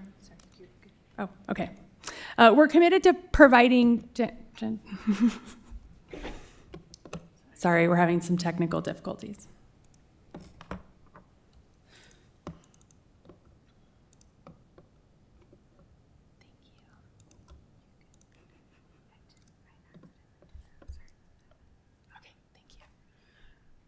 Thank you. We're committed to providing transportation to the residents of Douglas County, and we offer two options to do so. We have our DART Express route, and so that is a fixed route throughout the community where people can be at a designated location at a designated time to be picked up or dropped off throughout the entire valley. And then we have a dial-a-ride, which our dial-a-ride service is intended for mostly seniors and individuals with disabilities to get from door-to-door services. They typically go for shopping and mostly medical appointments. So it's a way to get people to access the services that they need if they don't have other transportation options.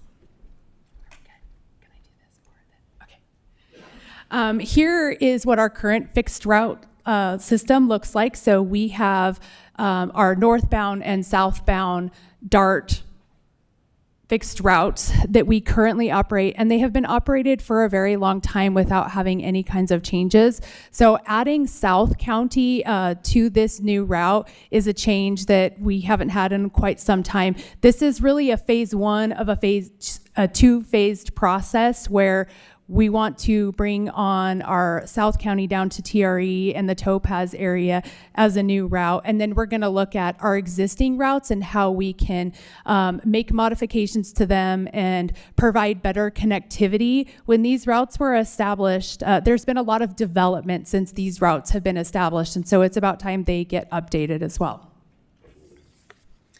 I do want to highlight, if you see here on the screen where it says DART, this is our new and updated logo.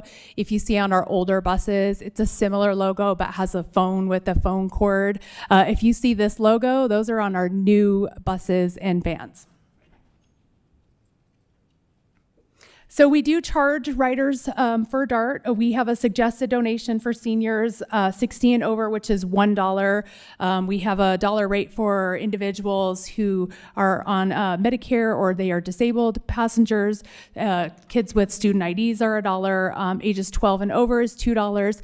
If an individual requires the assistance of an individual to access their transportation, they are free as a personal care aid. We have a companion rate for $2. Children 10 and under are free. And then we do offer some ride passes to allow people to discount a greater to access a greater number of rides at a discounted rate. Before you go on beyond that, Ms. Adie, senior suggested donation $1. Okay, that once again, that's a suggestion. So if we have individuals who really cannot afford to involve themselves financially in this, we don't want to not give them access to this transportation. Correct. We do not want to deny riders. So yes, where our goal is to get people to the important places that they need to be. And that holds true of the Medicare and other disabled, really pretty much anybody, right? I mean, we don't want to deny access to things. I think Brooke Adie, Community Services Director, we have a lot of options in place to help ensure that people can afford getting their rides. So if there is somebody that has a financial hardship, we'll work with social services to make sure that they are eligible to receive free rides. We also have transportation that brings our kids from Powaloo over to the community center. Those riders ride for free because those rides are paid for through the Douglas County Community Services Foundation. So this is what our program looks like. So we have 13 staff members. We have a part-time office assistant, which we have selected an individual for. They're going through backgrounds and hopefully starts, I think, June 18th. Yeah. 15th, June 15th. We currently have 12 ADA accessible buses. We have one ADA accessible transit van. We have one transit van that is not ADA accessible, and then we have 2 caravans that are also ADA accessible. So all of these vehicles are part of our fleet that helps support our Dial-A-Ride and our route system that we have. And then we have one transit van that is on order right now as a result of a Campo grant, and that is intended to serve North County.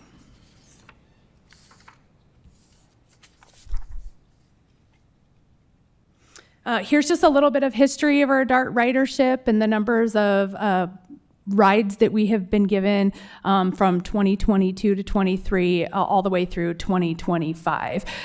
This is our overall ridership, and then we have our express route, our fixed rides.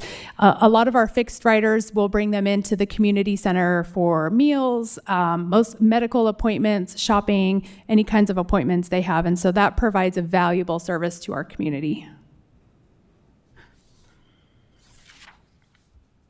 So, our proposed new route is for the Topaz South County TRE area. The purpose of this new route is to bring a new fixed route for residents Monday through Friday from 8:30 to 5. We are looking at doing 3 different times of day where we are picking up residents from the area, bringing them into town. Once they're in town, taking them back to the South County, and then one more time after that. Our goal is to help bring individuals in so they can go to shopping, medical appointments, they can come do lunch, or connect people to our greater transit system. If we get to the community center, they have the ability to access other DART routes to get to the swim center, to get to the library, or they can jump on the Tahoe Transportation District buses and take them to Carson City, which then they can connect to Reno. It's really creating this connective system from South County all the way along through Carson City. Now, Ms. Adie, in that regard, and this Campo grant for a van for North County, I know I'm throwing you a curveball that I don't normally, because I usually talk about South County only, but we provide congregate meals at our Waterloo Community Center 5 days a week, $3 for age group, okay? And that's great. That's a great program. In South County, we offer that program Monday, Tuesday, and Thursday. We don't have it available on Wednesday or Friday. This will offer those residents down in South County the ability to come up with that lunch that we don't otherwise provide. But also, by us expanding service to North County also, they only get lunches on Wednesdays and Fridays. So that process will allow them also on those other 3 days that they don't to get to our community center. Is that accurate? Will be. Will be. So once we get the Campo van, that is intended to bring individuals from North County into the community, and that can be done either through dial-a-ride or fixed route. It is likely once we get that van, then we will be doing dial-a-ride only as we look at updating our greater fixed route system. But certainly another need. Yes, absolutely. So we have several funding sources for DART, our DART program. We receive funding from NDOT, which provides a lot of the funding for fuel, for equipment, a lot of our operational needs and salaries, and that is a lot for our fixed routes. We also receive funding from Aging and Disability Services, which helps support our dial-a-ride service for seniors and individuals with disabilities. And then we have some advertisement sponsorships. The Carson Valley Health has been a really great partner with us. That's why you see their names on all of our vehicles. And then we bring in revenue from people who are paying their required fare.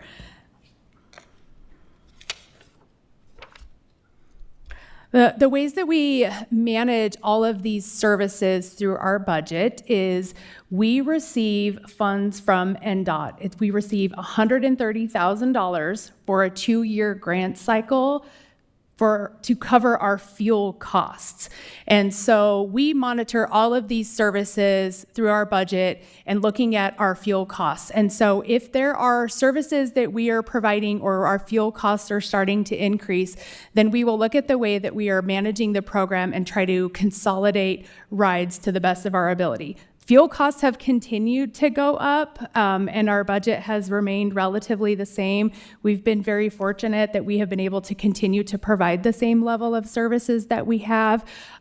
With this expansion, we already have staff that is going into TRE on a daily basis. We already provide a large number of rides from TRE into the community on a dial-a-ride system. And so we will just continue to monitor our overall fuel cost for our program and make adjustments as needed based on what the budget allows. This expansion has been something that has been coming for several years.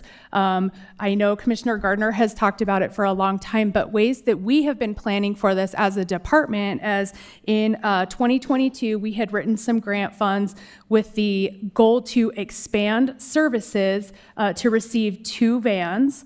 In 2024, we wrote a grant with the idea of expanding services, asking for 2 full-time drivers. And then in 2025, we have asked for additional funds to get 2 additional buses, all with the idea of expanding services. All of these grant applications and grant awards have come before the board. Thank you for your support in approving those to go forward and approving the matching funds for these services, which has brought us to where we are right now, and it's allowing us to expand. We have been working hard over multiple years. It's been a long process, but we're here and we're getting really excited about it. So here are the proposed stops that we're gonna do in Topaz area, South County. Our current driver lives in South County. And so we are going to have a vehicle that is parked at the TRE Community Center. He will drive from his home to that location, and that's where he will start his route. So we're not starting a bus out at our bus yard in the Johnson Lane area and driving all the way to TRE every day. We're gonna have a vehicle that lives there. And the type of vehicle is gonna depend on the ridership and the fuel costs and all of that. So he will start his day and end his day down there. So we've really considered the most efficient way to use our staff and to use our vehicles to get this route started in that area. So we'll start at Topaz Ranch Estates Community Center, goes to the Topaz Lodge, Holbrook Junction. There is going to be a stop at Ray May Way, but that is going to be a like a deviated fixed route. So if individuals call from that neighborhood and say, hey, I need a ride, we will stop, but it's kind of a dangerous intersection, so we won't have people probably stopped and sitting out there all the time. It will just be if you call and you need a ride, we'll pick you up on our way into town or our way back. The stop at Carson Valley Health, a stop at Walmart, and then at the Community and Senior Center, well, they will be able to connect to other pieces of transportation. And I look at that, as we perhaps, once we get this in service, which is really exciting for me, really, in addressing this issue, we do have a number of residents in the Double Spring Valley area. We may need to offer that same process that we're looking at Raymay Way for Yes. those residents. Yes, we have had discussions about that and that we could offer that as well.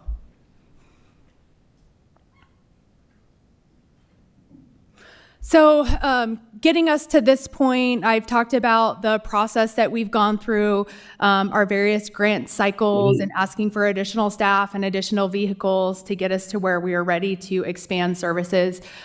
We did a lot of community and public outreach to get feedback from individuals and residents in the area to say, what are your transportation needs and what would you like to see of this program? So staff attended 2 congregate dining sessions and they had surveys out where they were asking people for their feedback, and that was at the TRE Community Center. We had 1 community workshop at the TRE Community Center where we had, our map set up and we were looking at the different routes and trying to get from people, where do you want to be picked up and where do you want to go? So we make sure that we're really meeting the need of the community. We did a presentation to the Topaz GID board and we're able to get some feedback from them and present our idea. They're very supportive of this, and once we get our routes out, they've committed to helping us share the information. April in 2026, we presented this to our Senior and Transportation Advisory Board, and they all approved and to us to move forward to this point. And we presented it to Young at Heart, which is the nonprofit organization that helps support senior activities in community services, and I think we got a lot of support from them as well.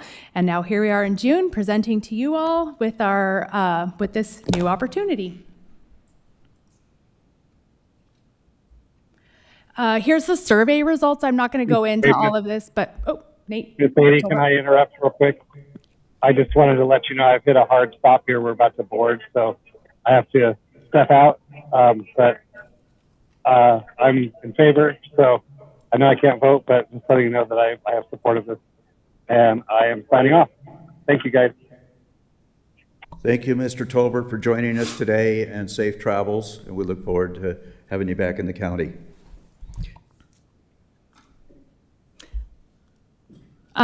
So here are the survey results and the questions that we asked. I'm not going to go into a lot of detail, but we really wanted to be able to demonstrate the feedback that we've gotten and the questions that we've asked that were key factors in determining how the route was going to be operated.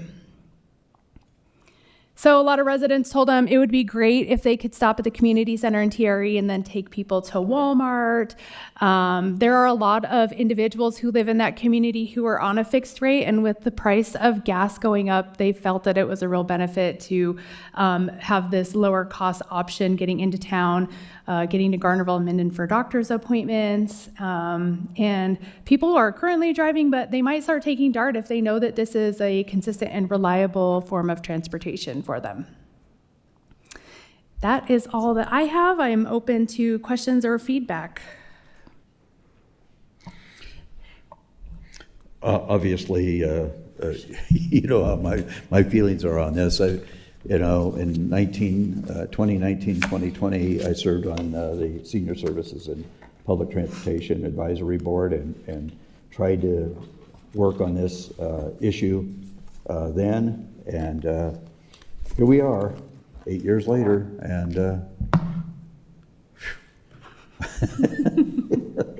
okay, I don't think I need to beat it up any more than that, but Commissioner Helson?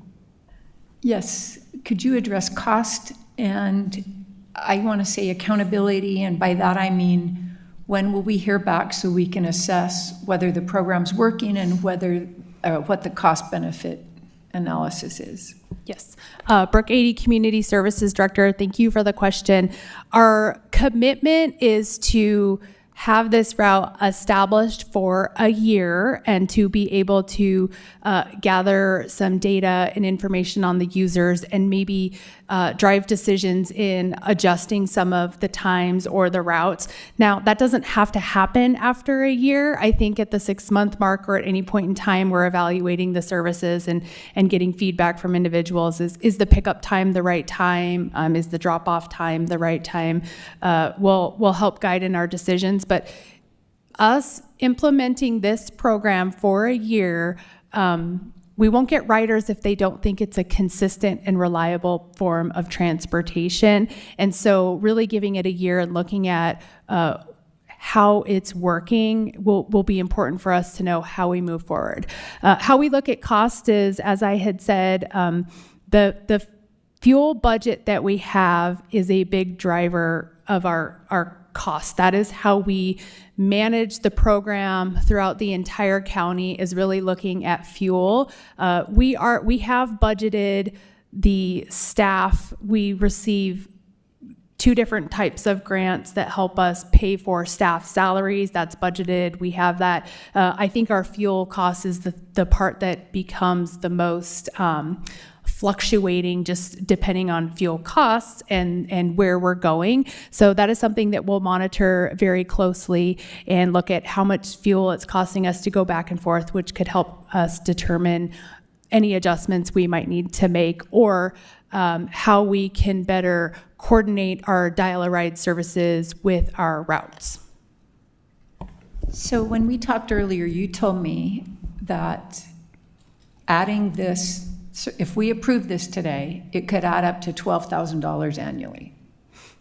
Yes, we had estimated, so we looked at our highest use driver that we have, who averages about $800 or $900 a month on their route.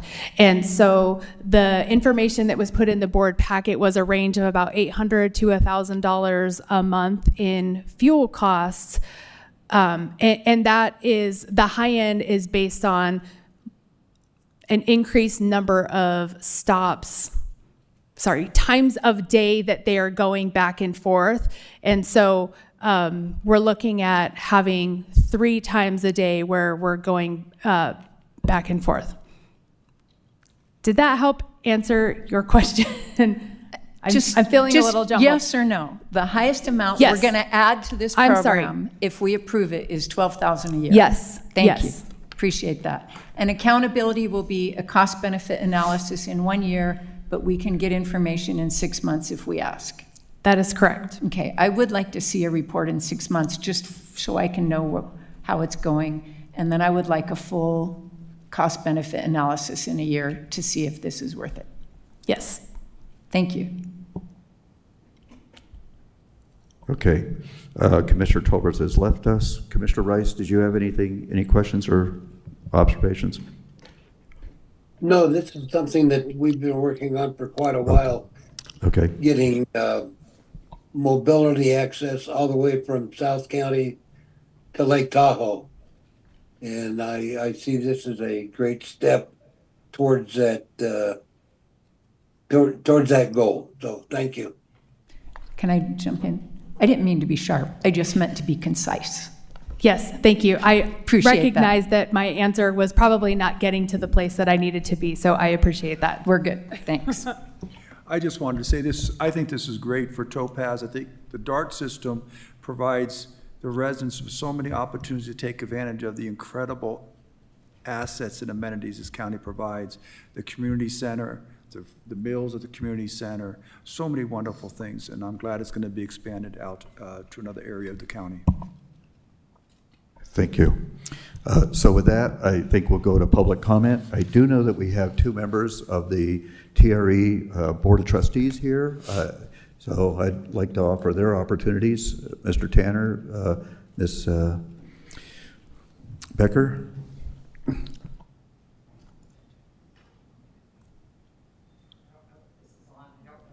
Sorry, My apologies. Ryan's got it.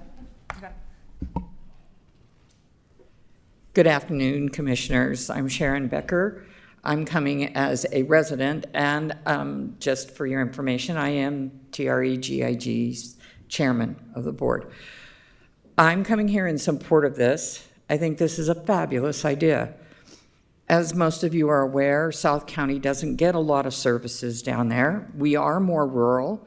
Thank you, Brooke, for letting us know that there is more connectivity than just coming to the senior center and getting the northbound lanes or transportation in the north part of Gardnerville-Minden. I did not know, even after your presentation, that we could connect all the way to Carson and from there all the way to Reno. That is a fabulous thing. I'm in contact with many people down there. Most of them are what do we want to say, are more wise population, their wisdom from aging, but they require help. And many of them don't want to drive up here during our adverse weather conditions. As we all know, there are some issues with water on 395. A lot of them do not want to drive. You know, they don't want to get up and drive at 10 o'clock in the morning. They're not fully awake. They're not ready for their day, but they will catch transportation, take it up here, go to their doctor's appointment, go to Walmart, go to Smith's, whatever they wish to do. I am fully supporting this. I actually got a friend that has never used public transportation. I've had the opportunity. I've lived in Los Angeles and Chicago, so public transportation is something I know well. This person doesn't know anything about bus schedules. I'm going to use them as my guinea pig to help you improve what they need to be able to do to relate to being able to transfer from bus to bus to bus. I'm thinking much more global than you are, I'm sure, because I come from some larger cities. So in conclusion, I really hope that the commissioners will think of approving this extension down to the South Valley. I hope we can get a number of riders who are going to use it continually and often. I'm going to try. Even though I like to drive my own car, if I don't have to pay $7 a gallon for gas, I'm all in. Thank you so much for your time. Thank you, Ms. Becker. Hello, everyone. Michael Tanner from Topaz Ranch. I'm here to say something positive for a change. This is a great deal. It's going to be good for a lot of underserved people in our community. I have one small suggestion. A lot of the people that I talk to, they're not real social media savvy, and are you considering like maybe a poster at the bus stops to show times, and because I think that'll help a lot, because I know a lot of people just want to go look and confirm, and that's about what the main suggestion I've ever got from our constituents. So anyway, thank you, and right on. Thank you, Mr. Tanner. Any additional public comment?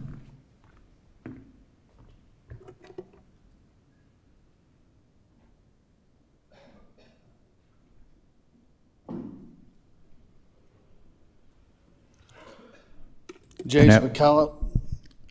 I'm a big fan of community services effort to help people stay in their homes. I think it's a great thing. It actually pays off for the county in the long run, because if we have to put people in facilities because they can't get to medical appointments, it's a great expense. Since I've been taking my wife to dialysis and back 3 times a week, 3 times a day would be brutal.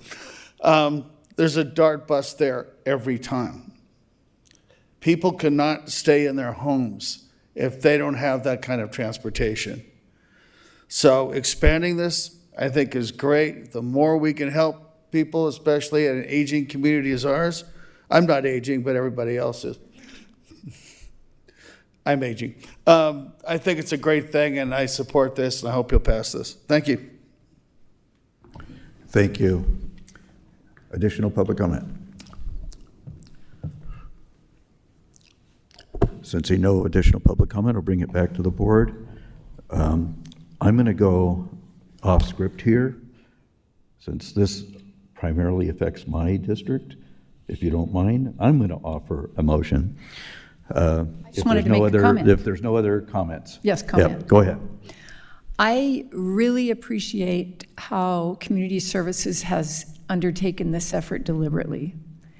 Instead of just going out and paying for it out of our funds as soon as Commissioner Gardner asked for it, you've sought grants, you've built it in responsibly from a financial standpoint and from a capacity standpoint.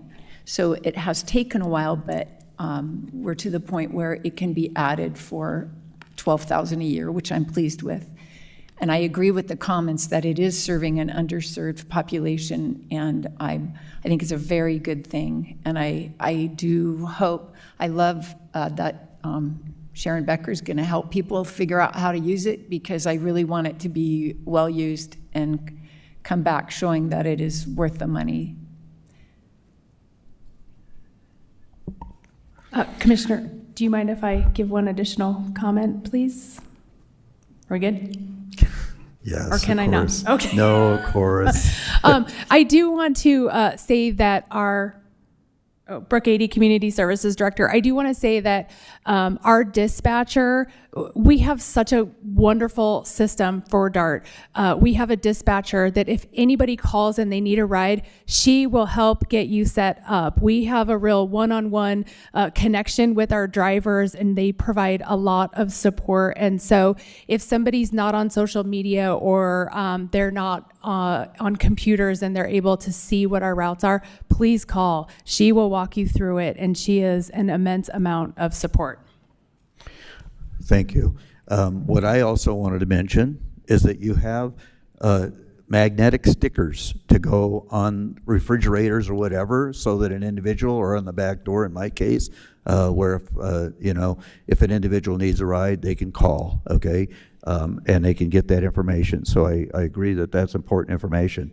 The other thing I wanted to mention is when the presentation was made, I believe that in TRE, you had one of the vehicles down there also. And these have those they're snow equipped, okay? They have the ability to get, and so we have so many fragile residents down there, I'll put it that way, fragile residents, and in storm events or certainly snow events where they can't get out of their houses. At least this gives them the ability to get physically out of their house and a socialization process also. So absolutely a critical program, and I'm glad we had the foresight to buy vehicles that had that capacity. So thank you. Okay, with that, I'm gonna, like I said, go off script. Normally the chair doesn't offer motions, but in this case, since it affects my district directly, I'm gonna move for the approval of the Douglas Area Rapid Rural Transit DART Topaz Route Expansion as displayed. Second. Okay, motion by Commissioner Gardner, seconded by Commissioner Tarkanian to approve the DART expansion into Topaz Route and South County as presented. All those in favor, no further comments? All those in favor signify by saying four, aye, whatever you want to say. Aye, okay. And so I heard 4 ayes. And so it'd be 4, 0, and 1 absent, right? So even though Commissioner Tolbert indicated his support of this, he's not available for the vote. So, okay, we have one more community services item. I would anticipate, and this is for presentation only, so it's just an introduction, so we can go through that introduction, get it done quickly, and then we can take a 1-hour break for lunch. So I'll read that into the record. 11.4 for presentation only. Introduction of Ordinance 2026-1666, an ordinance amending Douglas County Code Title II, Administration and Personnel, Chapter 2.59, Douglas County Parks and Recreation Advisory Board to change the term of the appointed members of the Douglas County Parks and Recreation Advisory Board from 2 years to 4 years. Direct the Douglas County Parks and Recreation Advisory Board in February of each year to appoint a member of the advisory board to serve as a liaison to the Douglas County Community Services Foundation and remove the requirement that the Douglas County Parks and Recreation Advisory Board's regular monthly meeting be held at the specific time of 6 p.m. This is the first reading. Ms. Adie, once again. Thank you, Brooke Ady, Community Services Director. This is a conversation we began having with the advisory board in January when they were here before the Board of County Commissioners to seek reappointment. They had recognized that there were some other boards that had switched to a 4-year term. And at our meeting, we had started having discussions about the possibility of extending theirs into a 4-year term also.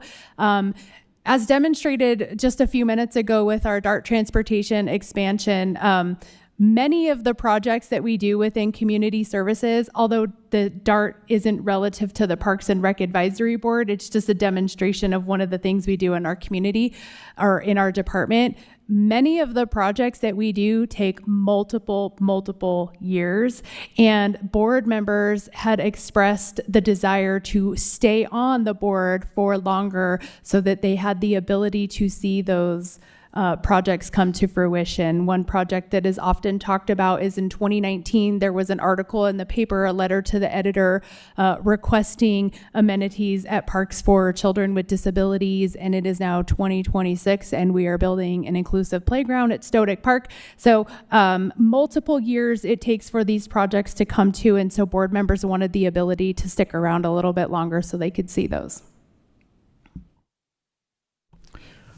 Thank you. Any questions by the commissioners?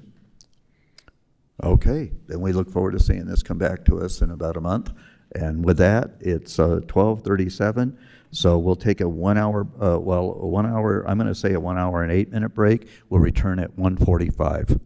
Okay, thank you.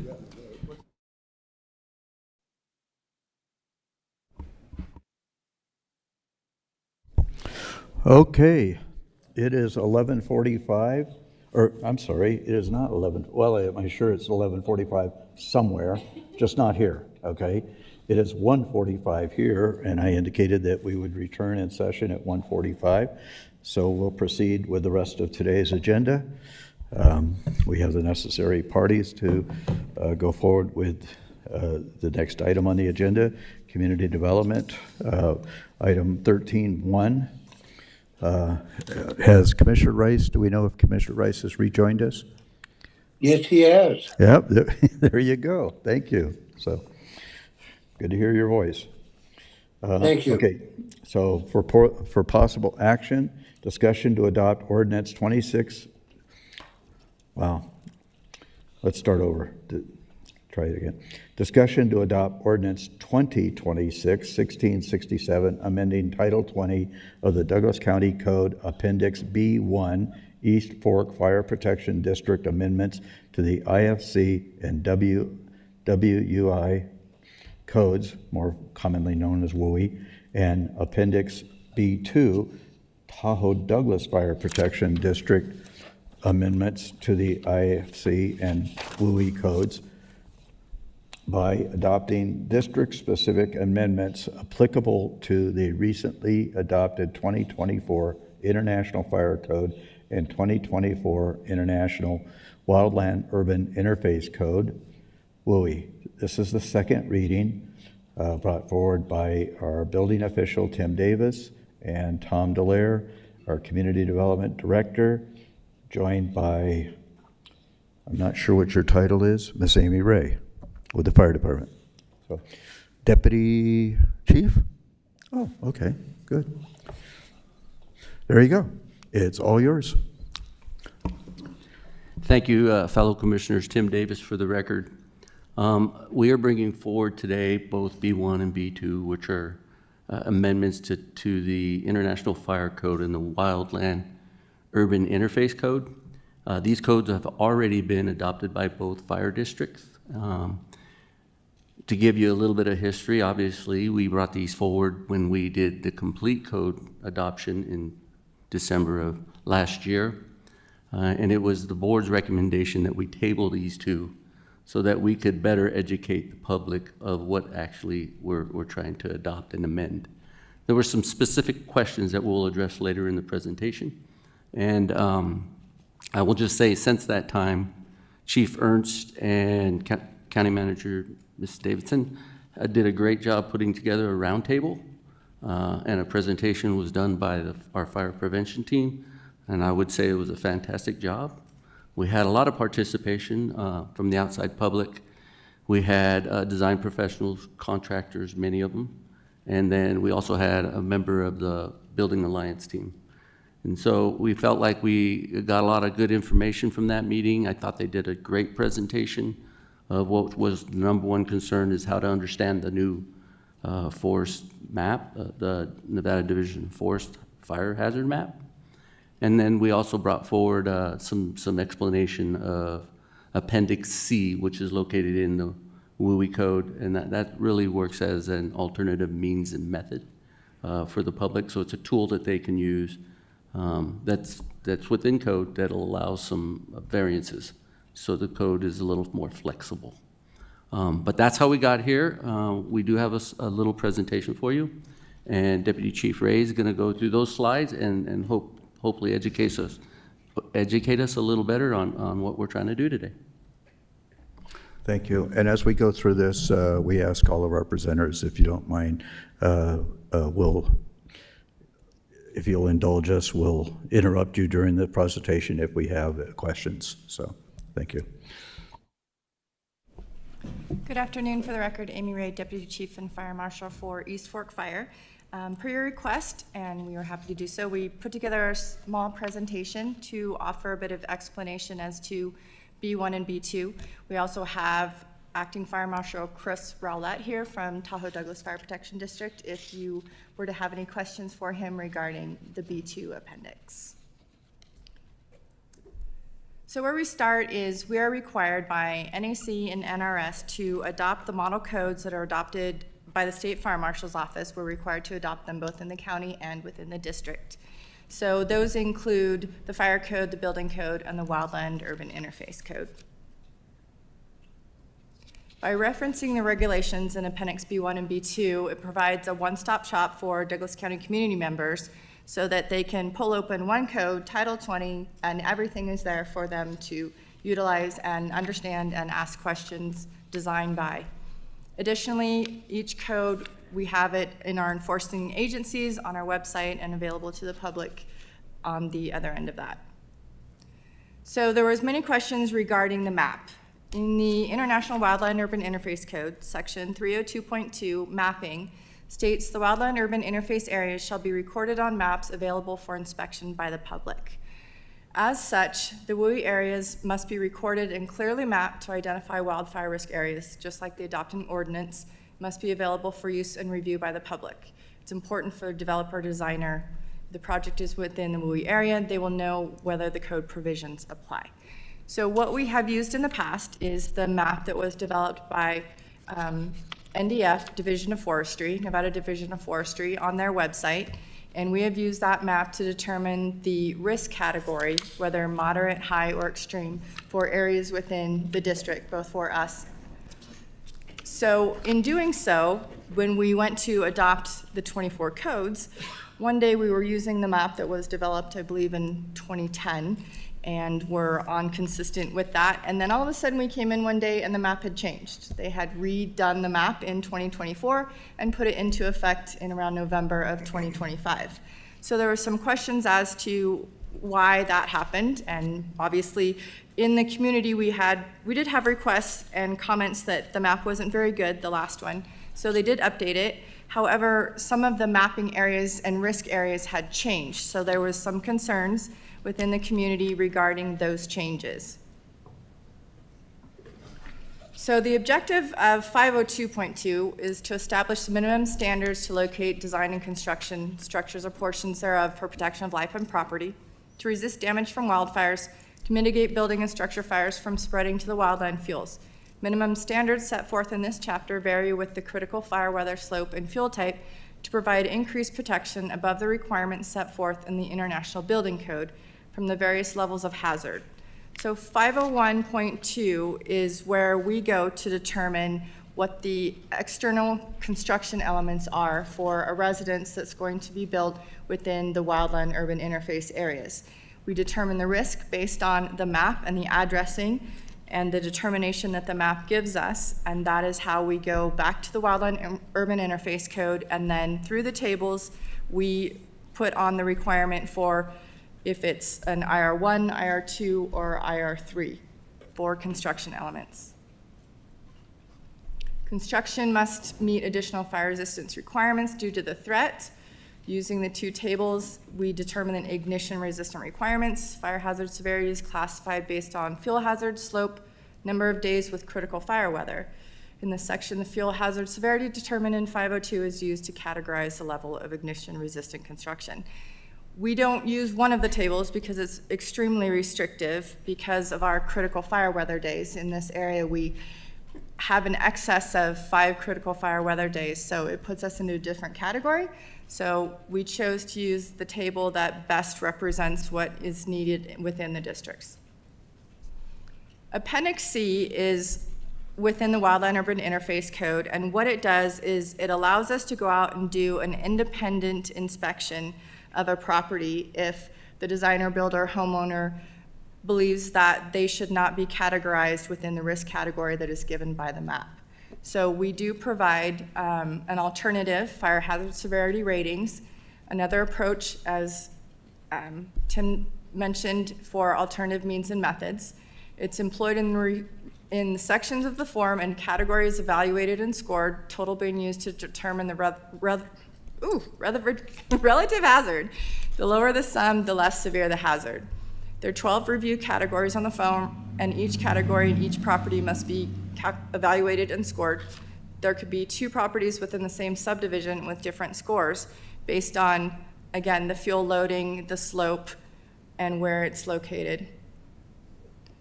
So we will offer the inspections in Appendix C if there's any discussion, or if someone would like us to do so, we will evaluate that.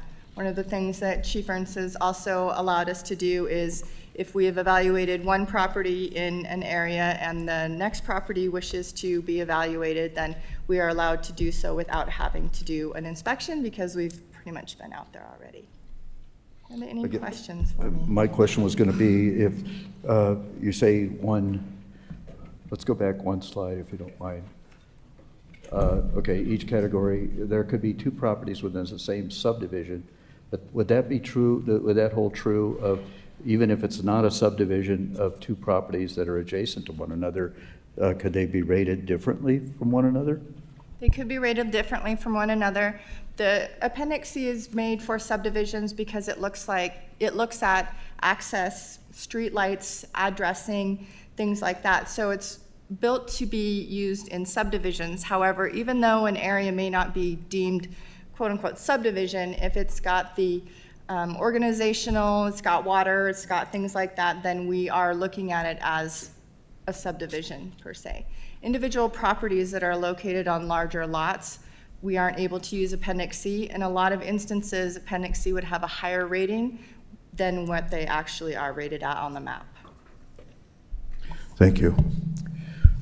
Other commissioners? Go ahead. Not really a question so much as a comment. I really appreciate this Appendix C work that takes the NDF map and makes it more accurate for our county, because that can keep costs down and have other impacts that are getting it more accurate can really benefit our residents.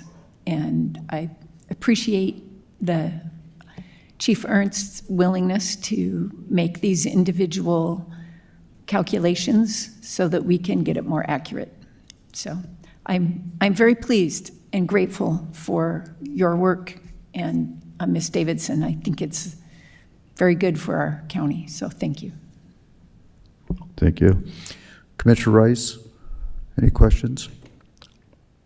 No, sir. I'm glad that it's finally back in front of us again. Thank you. Okay, and I believe that the only observation I'll make is we did review this in late last year, and really the biggest concerns we had were the mapping and the possible costs involved in developing a property because of the mapping, I think, is what we were looking at. So anyways, I thank you for addressing those issues. Ms. Davidson, did you? Thank you, Mr. Chairman, members of the commission. Jennifer Davidson, County Manager for the record. I just wanted to take this moment to acknowledge the good work of Chief Ernst and his team. I feel very strongly that this process worked. This board was responsive to concerns that you heard. We shared those concerns with the fire districts. We did some additional stakeholder outreach. We had good conversations focused on solving problems with the entities that our building official, Mr. Davis, explained. And I think that is what it takes to get these things right.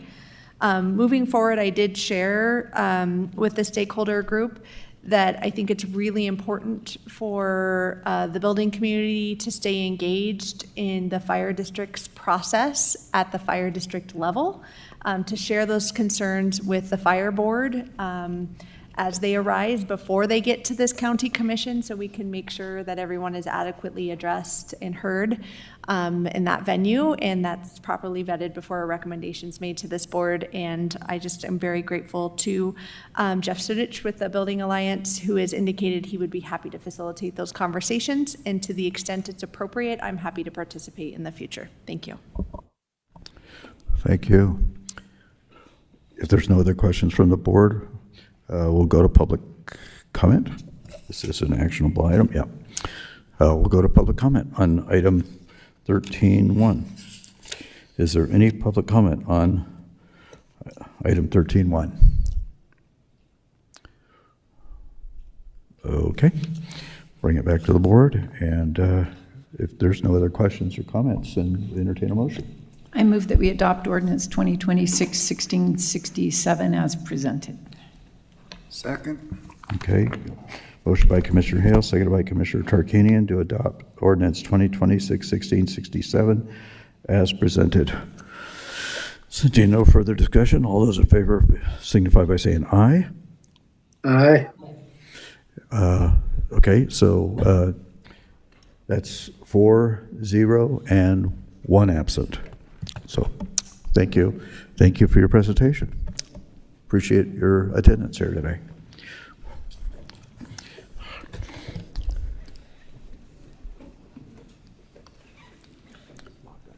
Huh?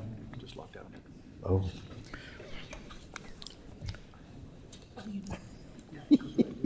Okay, we'll go to 13.2 for possible action. Discussion to approve petition DP 26-0035 to abandon a portion of the Sierra Place right-of-way between 3656 Green Acre Drive, APN 1420-06-310-008, and 3644 Green Acres Drive, APN 1420-06-410-001, consisting of approximately 11,997 square feet, and reserving therefrom a public utility easement. The subject right-of-way is within the Indian Hills Jacks Valley community area. The applicants are Theodore Bixler, I'll try that again, Theodore Bixler and Eric Welsh, is being presented by our county engineer, Jeremy Hutchins.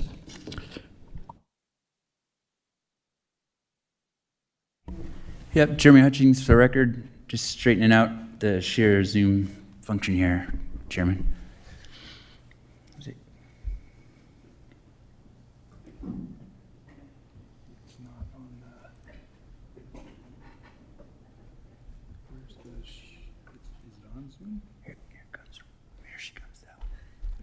Patience, please. This is the first time we've done this. Yeah, you're in share mode right now. So then, see it's on the screen. So just start your slideshow. Okay. It was there. Yeah. Okay. All right, thank you for the brief pause. This is, let me just get the laser pointer going here. There we go. So DP 260035, Sierra Place Abandonment. Jeremy Hutchings, County Engineer, presenting. That is a beautiful picture, by the way, just. Yeah, stock photo, AI generated, I'm afraid. That's a joke.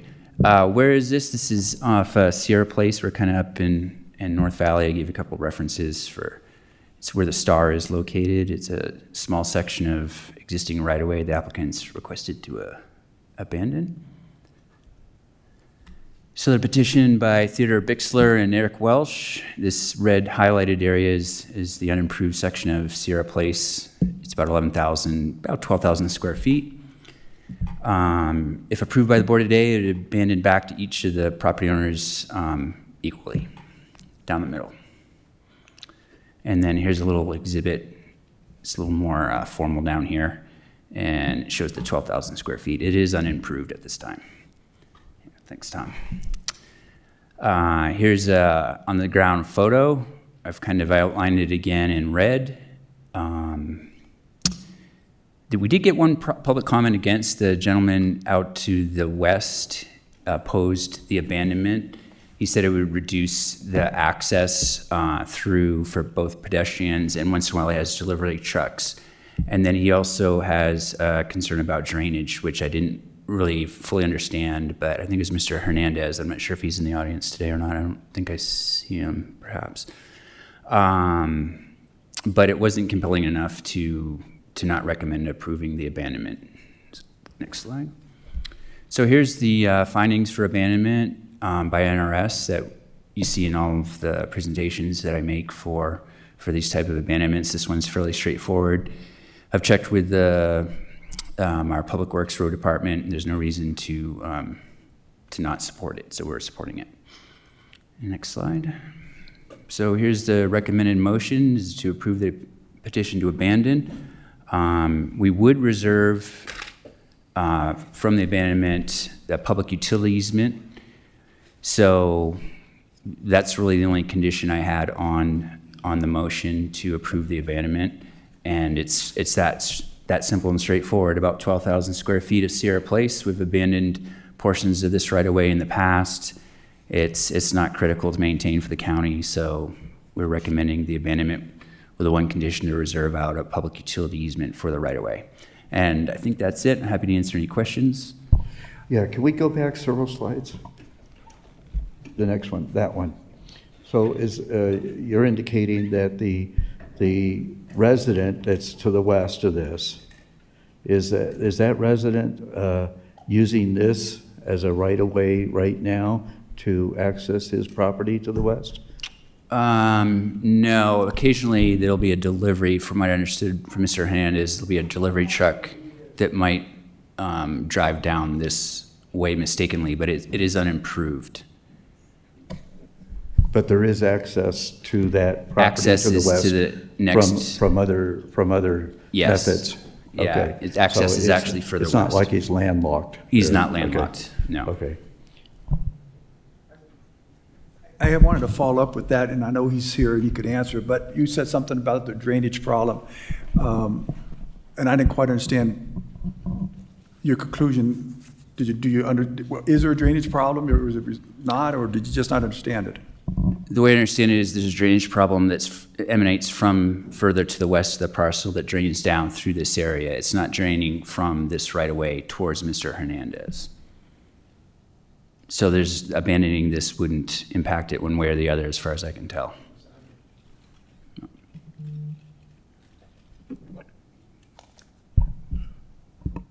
Okay. Other questions, commissioners? Okay. Commissioner Rice, any questions? No, sir, thank you. Okay. Okay, so we should go to public comment on this? Yeah, okay. Okay. At this time, with no questions from the board other than what we've had, we'll entertain public comment on this item. Good afternoon. My name is Phil Hernandez. I'm the owner in question. And yes, I do use that. That is my secondary egress, entrance and egress. I do have a drainage problem there. I don't know if you are familiar with the area, but Cindy's Trail drains completely down and comes into Cherokee Drive. From Cherokee Drive, there is no drainage to accept all the water that comes off of the hill. This map does not show that. You call it Sierra Place. It was also known as Fullstone at one time. And that is the low spot. And all the water runs over on that drive. And if you look at that picture right there, you see the dark colored soil about, right there. That's mineral or water. That's where the water settles and then builds up and continues to run and catch the drain off of Green Acre. But that water that runs through there has washed out my road approximately 5 times, 6 times in the 30 years I've lived there. And when I say it washed it out, I'm talking erosion probably 2 feet wide by 3 feet deep by 40 feet long. So that, I don't know if you have a picture that shows my house up towards Cherokee. Anyway, I have to come out this way to get out until I can find some type of fill dirt to fill back in so that I can get back out on Cherokee Way. Mr. Hutchins,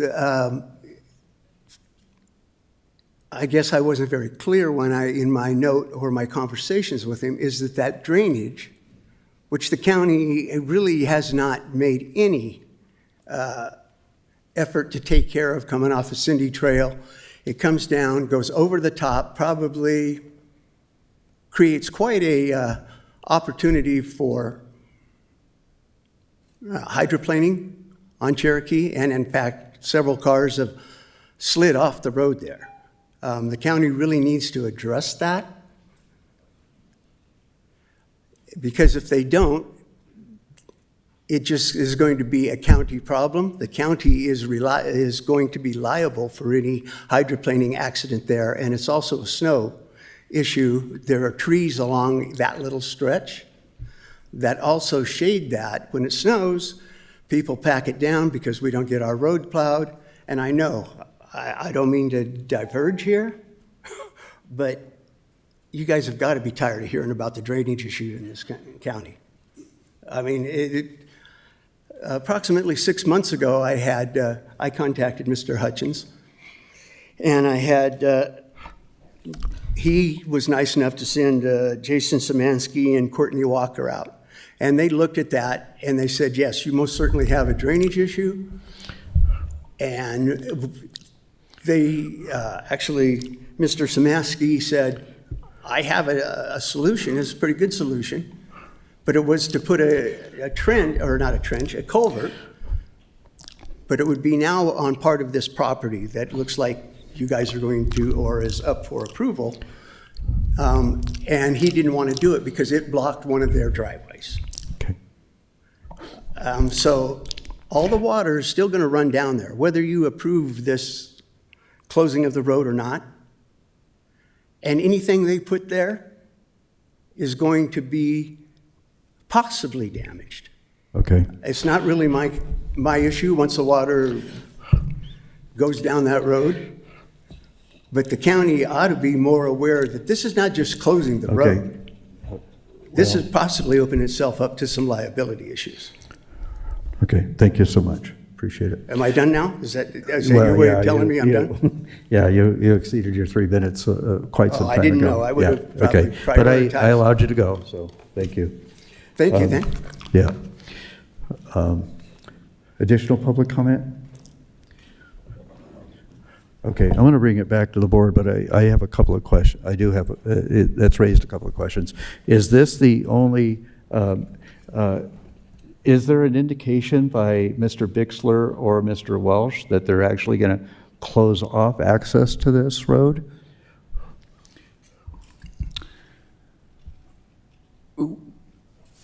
If it's not a road, it's just right away, Mr. Gardner. It's access, it'll become private property by the two adjacent landowners to the north and south. There'll be a public utility easement that's retained over the area that's being abandoned today. So in a sense, public access will be restricted as they see fit, and public utilities will be able to go in and install utilities if necessary. Okay. So it's not it's a depends kind of question. Okay, and my other concern, of course, once again, going back, this is not the only access that Mr. Hernandez has to exit his property. It's on Cherokee, right? So he has a driveway on Cherokee? Yeah, he's got his driveway on Sierra Place, actually, kind of where the cursor is now. And he also has access here, if he saw fit, over on the adjoining road. So he's got two access points that won't be abandoned. These will remain. Is Sierra Place, is that improved from basically the western side of that star out to Cherokee? Is that an improved road? Or is that a dirt road? It's improved. It's not improved. I can't see. Not an improved from road. here, it's unimproved, generally unimproved from here to here. Yeah. Okay. My question is, and I didn't quite understand it, but I think what the speaker said was that 3 or 4 times a year, it gets flooded there and you can't get out on Cherokee. That's correct. And you only access would be going down towards what we want to abandon. That's what I understood, which would then show a material effect to the neighborhood, if that's true. Now, what you're saying, Jeremy, is there's another access that he could have besides Cherokee. I mean, so we're getting conflicting stories here. Can we get that resolved? Because I think that makes a big difference on the vote. Well, Sierra Place is not improved along this stretch, whether it's the portion being abandoned or the portion that's not being abandoned. So if you're not getting out to Cherokee, I doubt you're going to get out to the east either. It's not improved. There's nothing there. It's just sand. It's not improved. Either direction. It's not improved on what you're abandoning either. Or are you saying correct? That's it's not improved? abandoned. You would be going into an unimproved road. Now, I understand that, but that's what he's doing now when he says that it's flooded. Is the other way out the same type of an unimproved road, like a dirt road? Unimproved. So you're saying he can get out on a similar road besides Cherokee and I think you're saying that's whatever whether the abandonment road is. I can't read my eyes about it. Sierra Place. I don't know if we can. This should be a real tough question. It's just, is there a way for him to get out if Cherokee is blocked off? Yeah, if Cherokee's blocked off, you're not getting out on Cherokee. No. The speaker said you couldn't get out on Cherokee. That's what he's saying. And I guess that's the next question. Is that true? Do we know if because of the flooding problem, Cherokee is blocked off, and it's several times a year? Is that accurate? And if so, is there a way for him to get out besides the abandonment? I've not seen it. I'm taking Mr. Hernandez's word for it. If he says he can't get out, he can't get out. But I've not seen it or seen any report from anybody that justifies or verifies well, that. let's take that, and that's why I asked the first question is, let's assume he's accurate in what he's saying. Is there another way to get out besides Cherokee if it's blocked? Or are we going to now have his home blocked until the drainage situation is resolved? I guess my question also remains, is there, from his residence, is there no driveway that exits directly onto Cherokee? And any flooding that would occur on Cherokee would affect all of those houses along Cherokee. So he's not the only one that's affected by that. Is that correct? Okay, so if there's no driveway access onto Cherokee directly from his property, directly onto his from his property onto Cherokee, then he's accessing Cherokee via the unimproved Sierra Place currently from his property to the west. So he has to go north and then west. Is that his only access to Cherokee? There's no driveway onto Cherokee from his property. Is that true?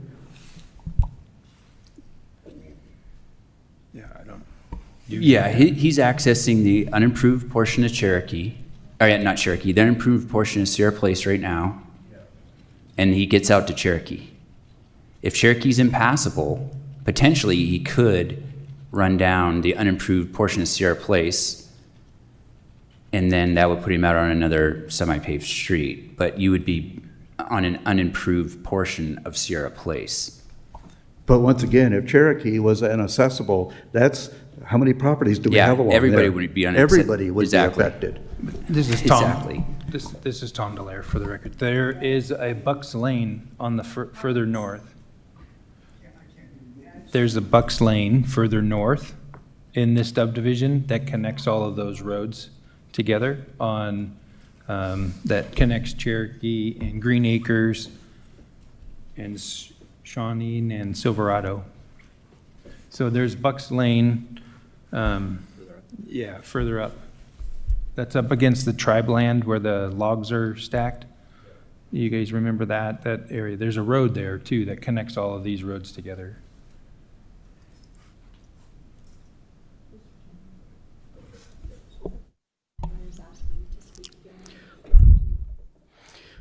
I think in fairness, we should listen to the affected individual, okay? But I don't understand why, I guess I'm, quite frankly, and that's a question I had for you, Mr. Hernandez, is why don't you have any access onto Cherokee from your property? Because Sierra Place is an unimproved road. I mean, we don't have any gravel there. It's all dirt, right? It just seems like it would have been a wise investment if I were in there to have direct access onto Cherokee Lane, Cherokee Drive. What am I missing here? What are you missing? Is that your question? Sir, when I built the house, I had it facing Highway 50, and my backyard looks at Job's Peak and Heavenly Valley. A beautiful view, much better view than looking at a rock in front of me. So I turned my house. Every road out there was a dirt road at the time. Every road. It was all washboard.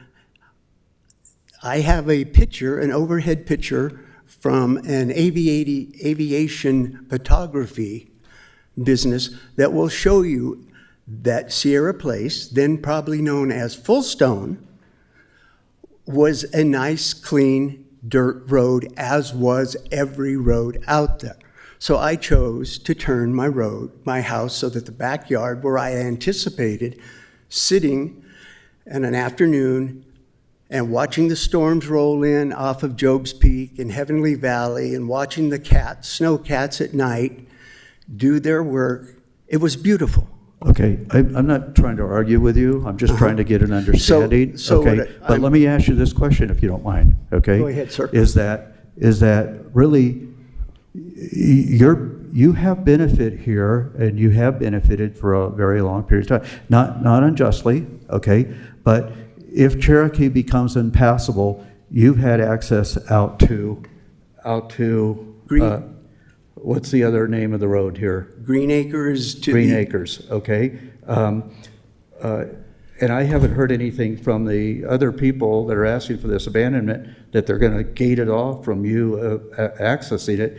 But, you still have access out to Cherokee. And that's, so that's my only observation here is you have access, just as all these other houses along Cherokee Drive have access as well. What am I missing here? My house faces Sierra Place.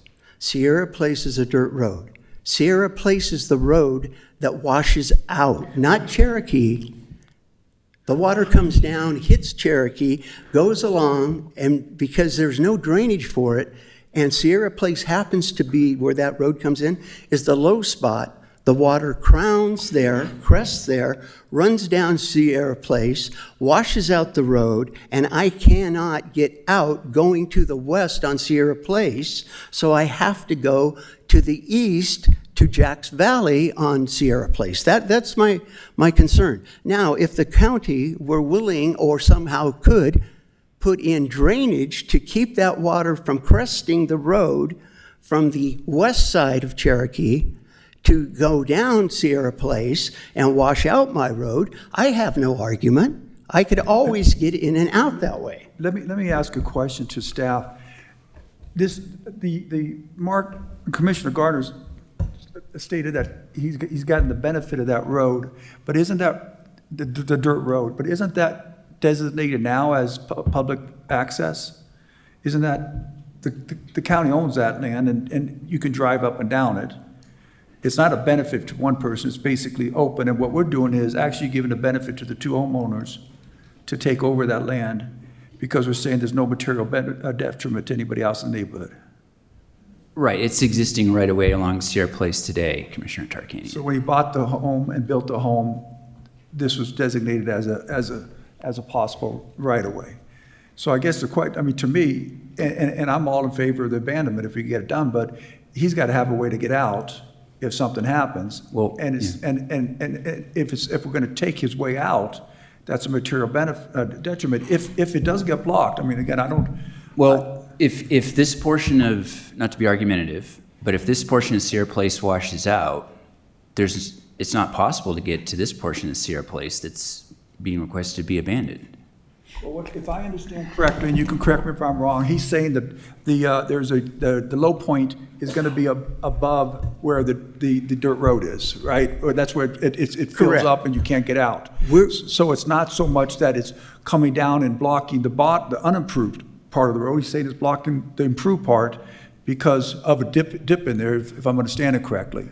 Yes, and because it is washed out so often, Trying to get an answer on this, and you're shaking your head. Well, the whole section's unimproved. This whole section's unimproved. So what Mr. Hernandez has said is if this section that accesses his driveway gets washed out, and this is the low point, he can't get out He's onto the saying the existing low point Sierra is Place higher road. up. No, he's saying the low point is right That's what I've here. asked him. May I jump in? Sure. Chairman Gardner? Are you saying, Mr. Hernandez, that the low point is basically where the star is? that is where the water on the west side, coming down the west side of Cherokee, is higher than the Sierra Place. And the water there the hill starts to go up just enough where the water now starts to go from west to east. And the low spot is Sierra Place. So all the water that has funneled from Cindy's Trail, if you're familiar with that area, that has come all the way around and collecting more water all the way around, comes to that point and then crosses the road. And it goes right down Sierra Place. And when it does, as soon as it crests and comes into the I think I got unimproved that part. road. Okay, I don't get it. I just need you to explain where on the So what you're road. getting a gully on your part of, the part of Sierra Place that you use. And Yes. your point is, it can't be fixed if we take this action today because it will no longer be public property upon which the county could put drainage in if the county wanted to. I think I have your argument. And Mr. Hutchins is correct in some regard, but he's totally wrong in others. Okay. I can very easily Well- drive around my property, around back, and come out where the area is where their property would be in my truck, four-wheel drive, and just go right through there. It doesn't look like it because there's some sagebrush and grass there, but it's nothing that you can't go through with a Okay. truck, and people go through there all the time. I do have one more question for Mr. Hutchings. My answer, and your question didn't get my answer. Oh. I may not understand the road as well. I may not understand the road as well as she is. I just want to, am I misunderstanding? Where are you saying the water gets on, you keep saying it's on Sierra Place. I know, that's a long street, okay? I think we can go to Where another on slide. Sierra I think Place the other is the slide blockage? indicated where the water accumulates. Is that, not no, this slide, the water is accumulating yes, that slide, go back. This slide here indicates that the water accumulates on Sierra Place on this area right here, right? Not on the western side of that red line. And so that's why I have difficulty understanding that Mr. Hernandez doesn't have access out to Cherokee.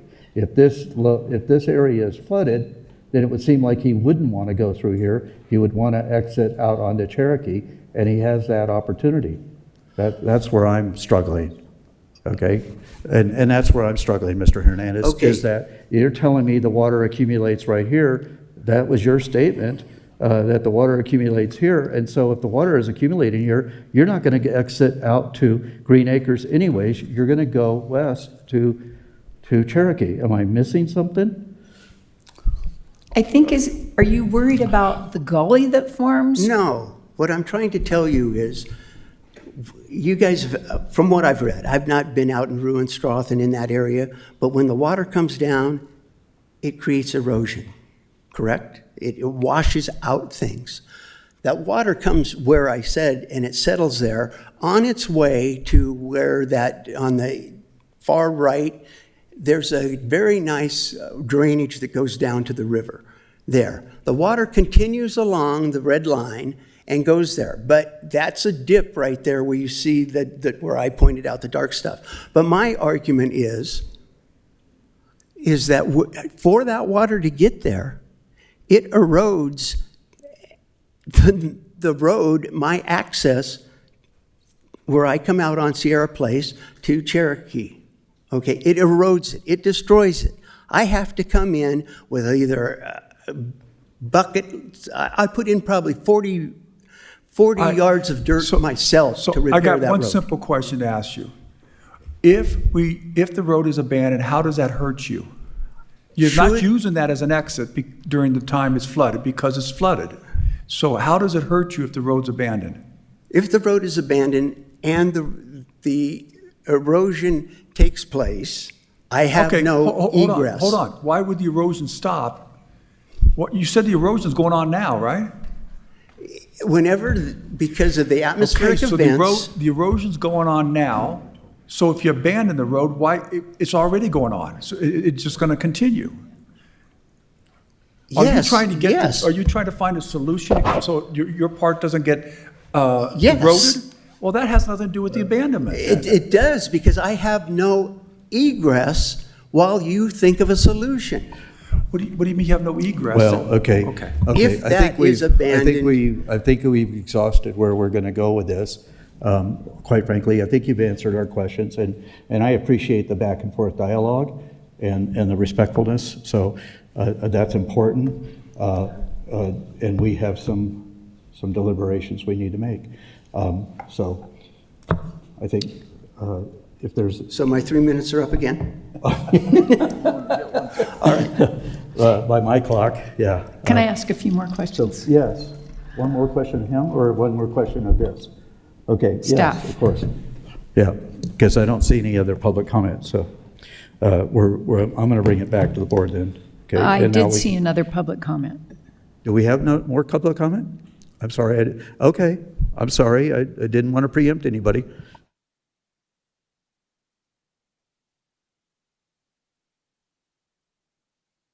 Thank you.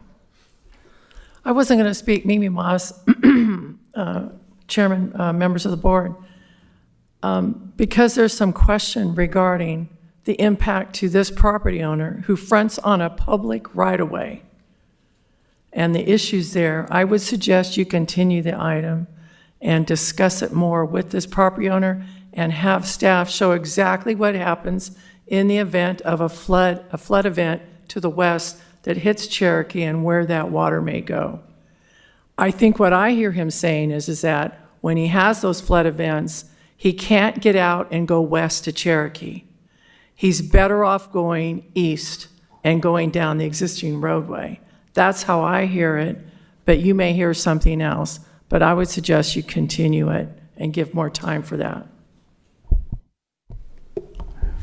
Thank you. Is there any additional public comment? Sensing no additional public comment, I'm bringing it back to the board. And Commissioner Hales, you had a question. Yes. So theoretically, I see there's Sierra Place is 4 blocks between Cherokee and Shawnee. Could the other property owners along Sierra Place ask for abandonments as well and have the same thing as is being suggested here? I'm not sure exactly where in Sierra Place you're talking about, Commissioner Hales, but there have been other portions of Sierra Place that have been abandoned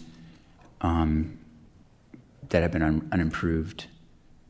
But where exactly are you talking about? So if you see... Has the rest of Cherokee, Sierra Place, I think the question is, has the other sections of Sierra been abandoned? Yeah, like I have my cursor right here.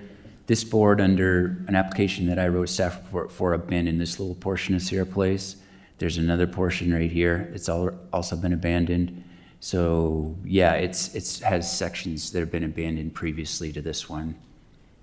And theoretically, others, Mr. Hernandez could ask to have the section by him abandoned as well. Yeah, okay, I mean, I'm just trying to make sure I understand what's going on as background, but the other thing I hear Mr. Hernandez say is that members of our county stormwater have looked at it, and according to what he says, they've said a drainage solution might need to use the portion of Sierra Place that is being proposed for abandonment. And I think I heard you say, Mr. Hutchings, that prior to today, you did not,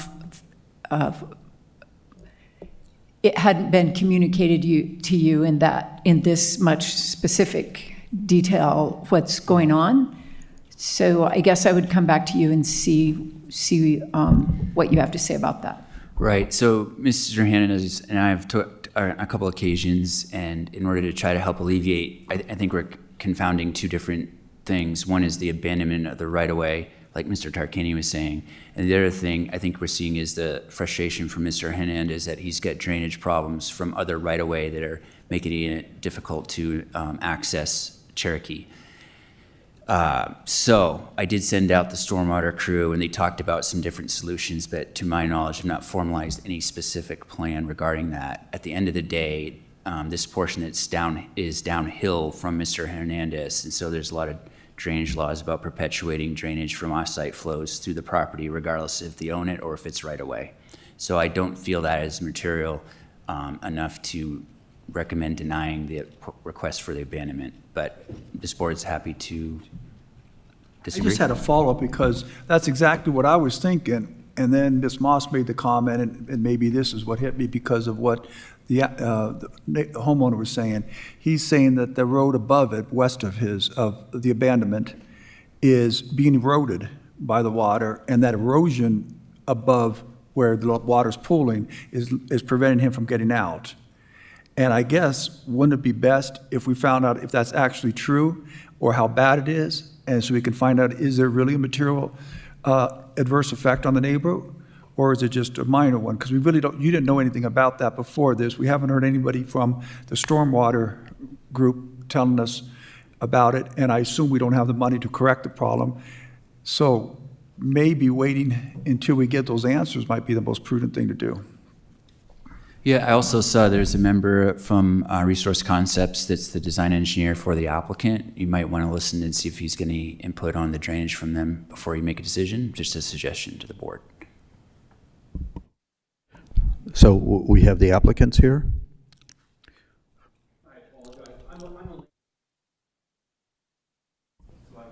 So we only have a surveyor, not an engineer in the audience, so apparently not. Yeah, okay. Is there a real detriment if we postponed it until you had some better information, or maybe had the stormwater management group explain the situation out there? I mean, I guess the issue to me is the road being eroded so much that it makes it impossible for him to use it, or extremely difficult or unsafe for him to use it? Or is it just a minor inconvenience? I really don't know from what we have in the packet and what's been said today. Yeah, I don't see a huge issue with postponing this to another meeting and giving the applicant some time to work with their engineer. That's my recommendation, is to put the onus on the app petitioner, not staff, to analyze the drainage. These abandonments, there's no particular rush. We own the property today, so if we're discharging it, there's no particular rush unless the board's satisfied that it's a good thing to do. So I think that's great. That's a good idea. And my question would be, and you've answered the first one, as I was going to ask if this is time sensitive, and you've indicated it is not. What is the benefit to Mr. Bixler or Mr. Walsh in regards to our abandonment? What is their benefit? Well, I can't tell what personally they might feel is their benefit, but generally when I was out at my site visit, for instance, there was a member of the public walking through between the two properties using the existing right-of-way, so potentially less public traffic through that right-of-way. It'd be a little bit more private for them.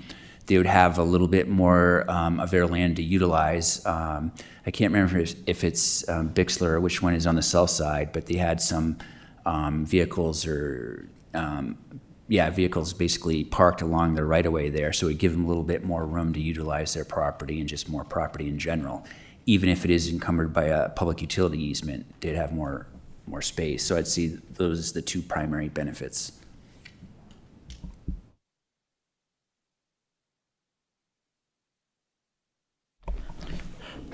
Commissioner Rice, you haven't weighed in yet. Or you have any particular interest in this? Not particular interest. I have listened to the arguments, and I'm no pun intended. His argument doesn't hold water as far as I'm concerned. Commissioner Hales? Yeah. Well, since this additional... Thank you, Mr. Rice. Since this additional information about this drainage came up today, it does seem to me like it could be a material injury to the public, is the word injury. And there's no harm in asking that this be looked at a little closer before we make a decision. Chairman, if I may. Thank you. Doug Ritchie with the Douglas County District Attorney's Office. Just for clarity, the Nevada Supreme Court has found that material injury has to be actual injury, not potential future injury.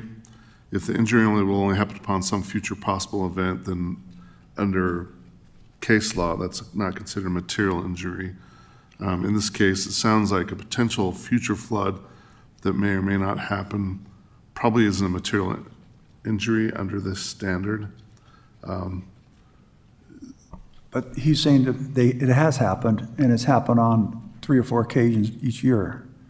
And I'd like to know from our stormwater people if that's the case. Okay. If he's just saying, hey, this might happen in some 100-year flood or something, I would agree with you.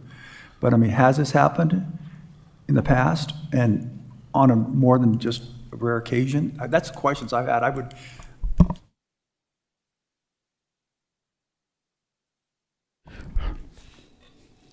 Yeah, it's up to the board. What you guys want to do is back on us. So if you want to offer a motion, if you I'm want going to make a motion to continue it, 30 days or what? How long do you need? I mean, to get some background on what's happened up there in the past. Oh, we could get the background in 30 days. I'm not sure if we'll have any type of analysis on drainage from the applicant in 30 days, though. That's if you're looking for that as well. What would you suggest so that we can make an informed decision? Well, I guess we could just postpone it, but not necessarily to date certain. The only Okay, so then I'm going to make a motion to postpone it until staff can present with us the information we requested concerning history of the drainage issues on the property, and a solution. Just for Doug Ritchie with the DA's office, just for clarification, you want staff to do this or the applicant to clarify the issue? I understand staff said they thought the applicant should do that, so yes. So I guess I'm going to make, my motion will be, I'll try to make it clearer this time, is to postpone action on this item until the applicant has provided staff with the information necessary for us to make this a determination along with the possible solution of what should be done. Is that all right?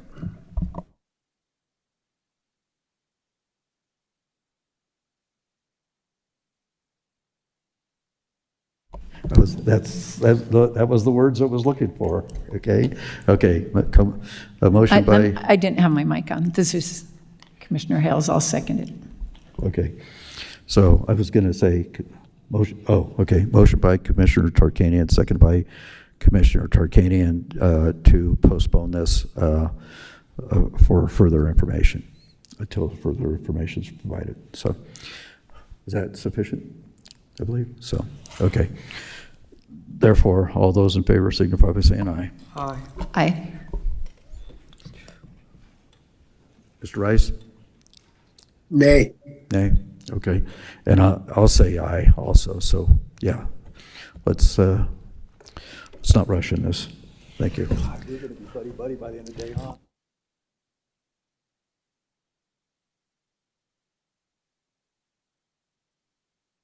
There we are, Mr. Hernandez. I hope that helps you out, and you guys figure it out, please. Item number 13.3. I hope this doesn't take as long. I thought that was a simple one there. 13.3, for possible action, discussion on land division application 2026 DP TSM-0001, a request for a tentative subdivision map to create 10 airspace condominiums for the third phase of the Tahoe Beach Club, a residential condominium and beach club development project.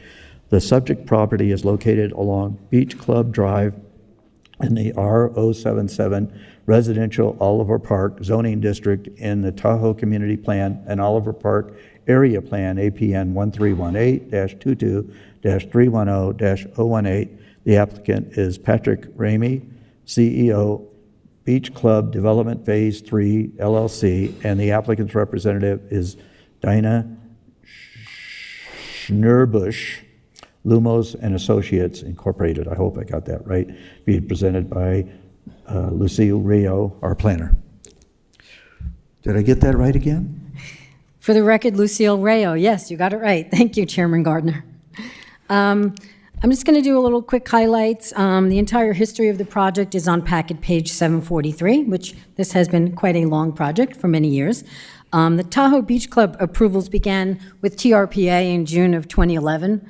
From there, the board approved the first subdivision map in November of 2015 for 12 multifamily parcels, 1 recreation parcel, and 1 parcel for the GID's water treatment facility. In subsequent years, approvals included subdivision maps for the condominiums. Currently, there are 94 units constructed for phases 1 and 2, with 105 approved. Today's request for parcel 8 includes 10 condominium units.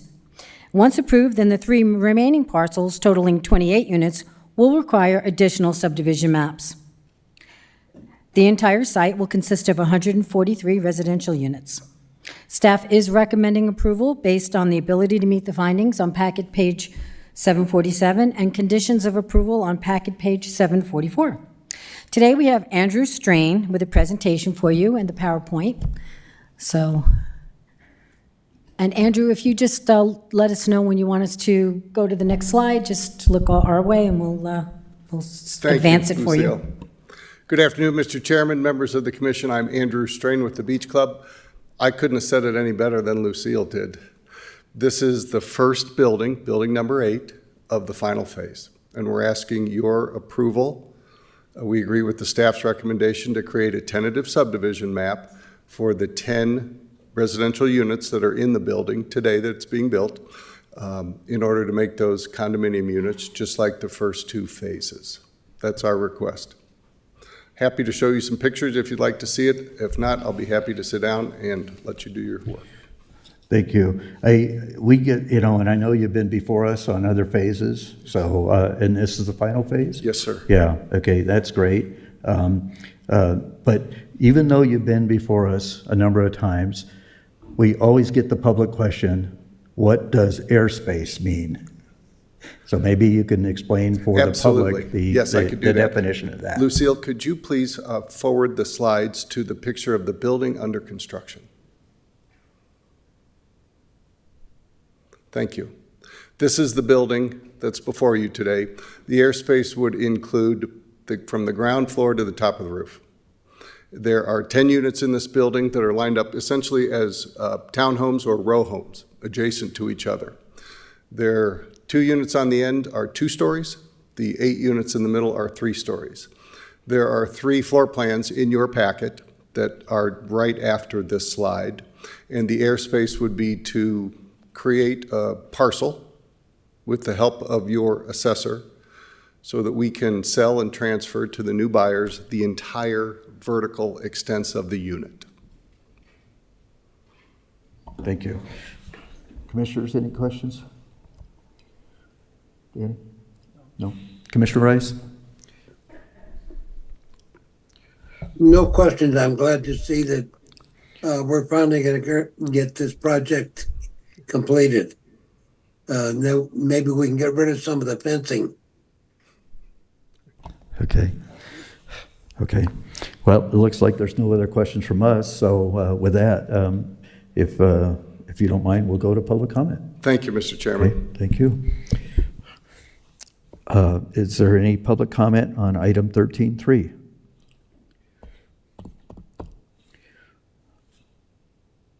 Okay. Seeing no public comment, we'll bring it back to the board. Entertain a motion.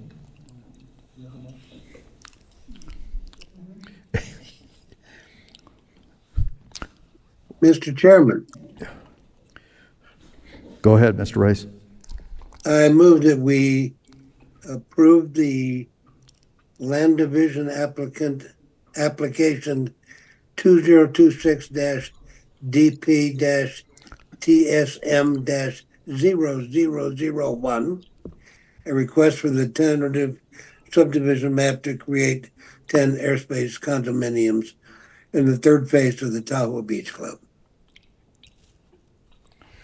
Second. Motion on the motion presented by Commissioner Rice, seconded by Commissioner Tarkanian to approve the tentative subdivision map 2026 DPTSM-0001 as presented, based on the ability to make the required findings. Sensing no further discussion, all those in favor signify by saying aye. Aye. Aye. Motion passes 4, 0, and 1. Mr. Chairman? Did I get you a vote count on the last motion? I did. 3, 1, and 1 absent. Okay, very good. It just passed through my head. Maybe we didn't do that, so. Mr. Chairman, Go ahead. if I may, if you'll humor me, Jennifer Davidson, County Manager for the record. Lucille, it's your very last time presenting before the County Commission. Miss Lucille is retiring from Douglas County after more than 20 years of dedicated service to this organization. We thank her for her time and dedication. She's been wonderful to work with. Thank you for your professionalism. It has been a joy watching you present. Your job has not been easy, but thank you. Lucille will be with us through the end of June, so if you have an opportunity to stop by and say thanks to her, I encourage you to do so.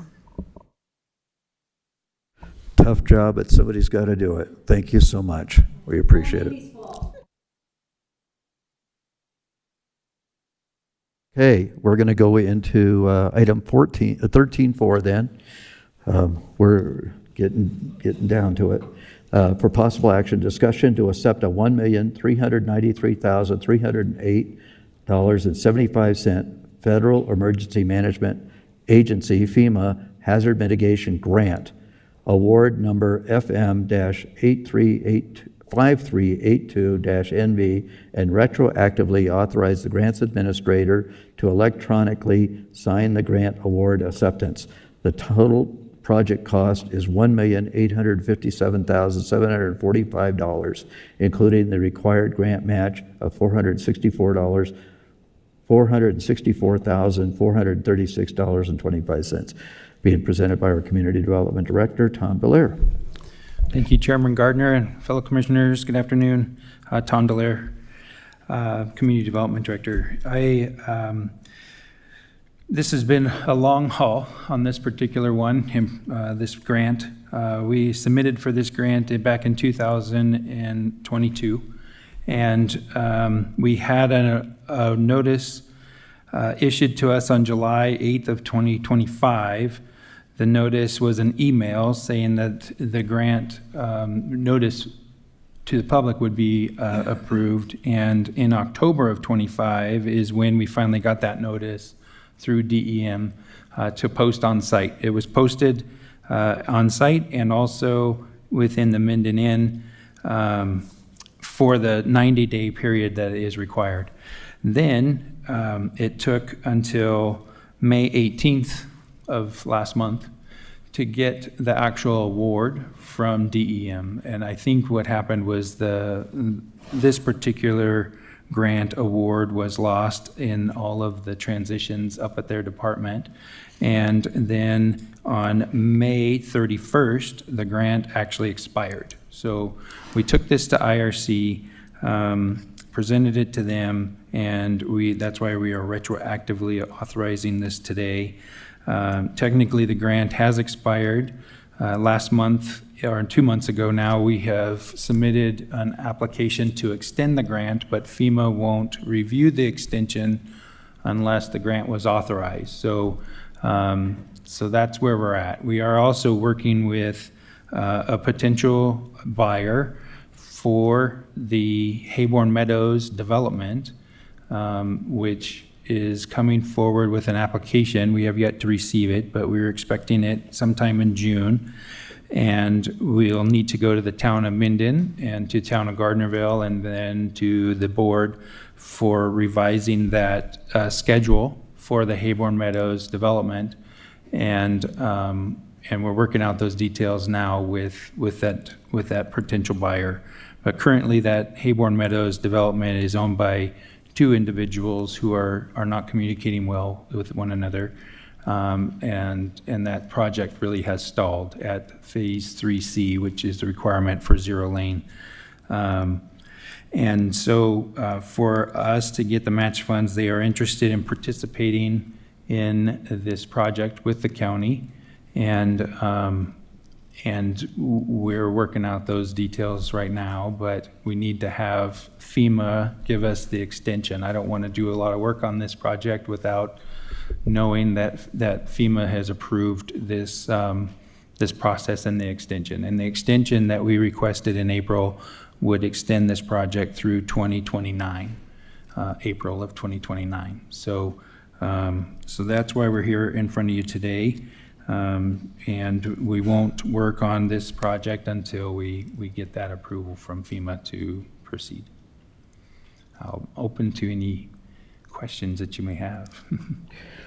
This is the Buckeye Crossing right down here on Buckeye Road at the Seaman Ranch, where Minden's Park is at, the fishing pond, is that crossing of the Martin Slough.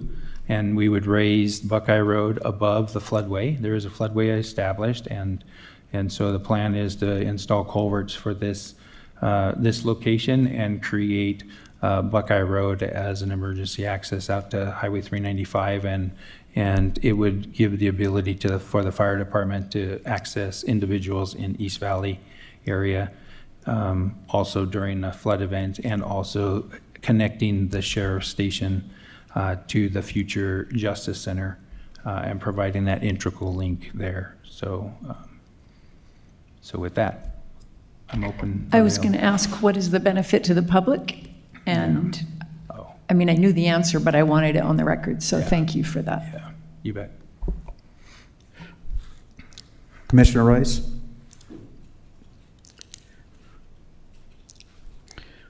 Commissioner? I have nothing, sir. Okay, no. And thank you. I appreciate we hired full-time a grant writer and seeker, Debbie Swickard, up in your department, and she has paid off massive dividends for our county since that hire. Very glad that we were able to do that. It's always important, I think, to remind the public that federal funds are your funds. They're your tax dollars that we're bringing back into the community. And anytime we can bring a single dollar back into your community that you paid into in your property taxes or your federal taxes is appreciated. So we like bringing money back into the community that other agencies, in my mind, shouldn't have. Am I editorializing? Okay, so be it. Okay, with that, then, since there's no other items from the board, this is for possible action, so I'll entertain public comment on item 13.4.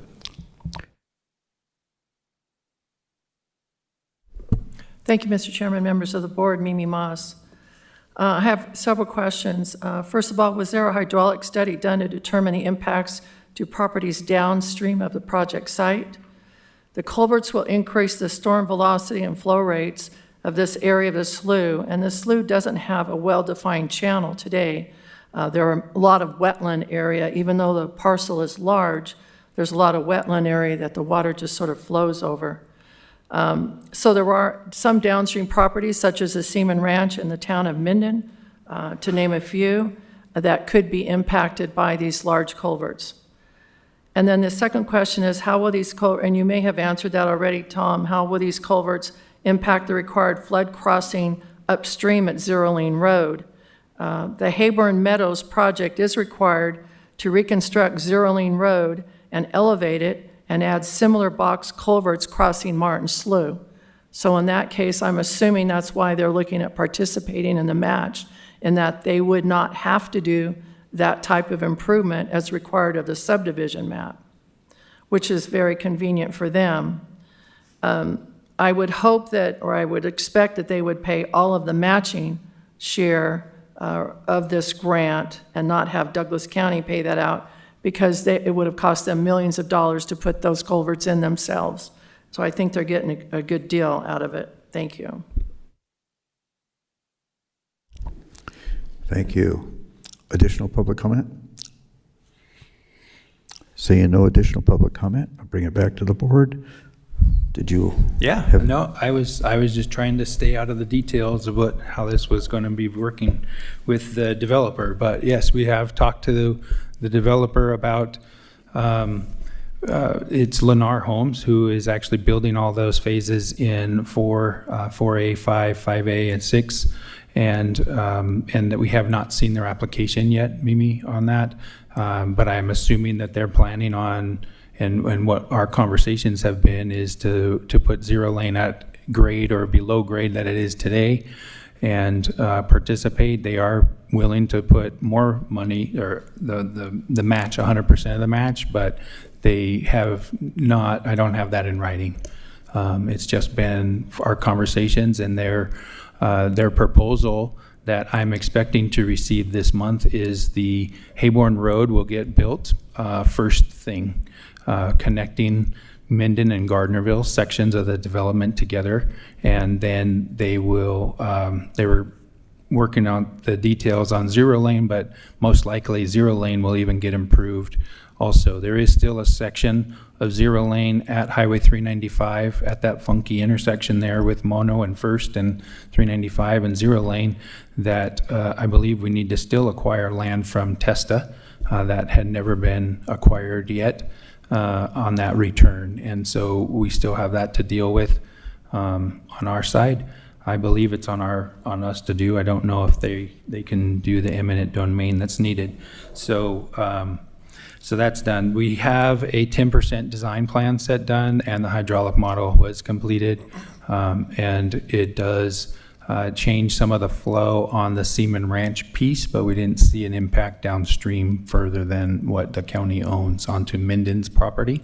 And on the uphill side, I don't recall seeing any significant changes there because that field is at that elevation already. I mean, we'll see what, when we had 4 options to choose from, multiple culvert level, multiple culverts across the road, 5, 7, and 9, I think were the options, and the 9 culverts were a lot smaller in size, and that caused a little bit more of an impact on that. These ones are a little bit larger, quite a bit larger actually, 6 foot by 14 foot, and there's 5 of them. So it's going to be a big section of road, and it basically takes the dip out of Buckeye there, and also the Minden path, along Buckeye Road that accesses to Montera.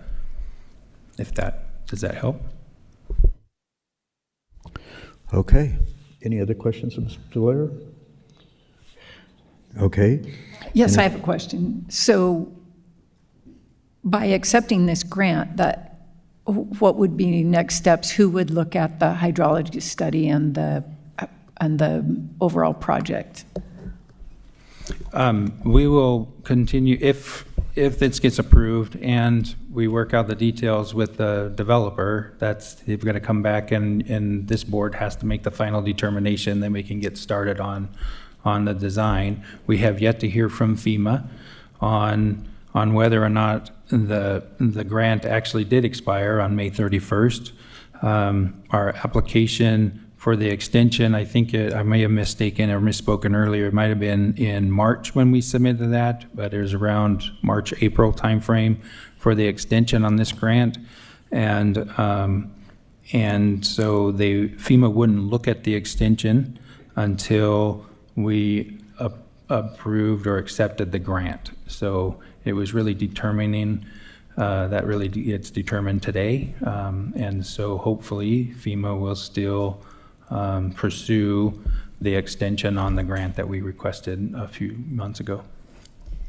So what assurances do we have that this project won't impact downstream property owners? We still have to go through those analysis on the design and do the 100% improvement plans. And in a floodway, we can't change the flood surface at all. We can't raise it at all. So it is a floodway. So does FEMA ultimately approve those plans, or who approves Yes. those? FEMA. Oh, FEMA does. Mhm. Okay.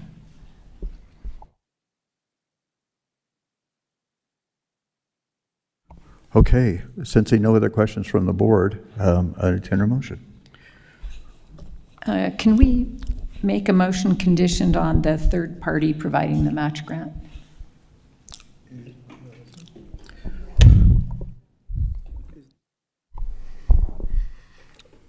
Doug Ritchie with the Douglas County District Attorney's Office. No, you cannot.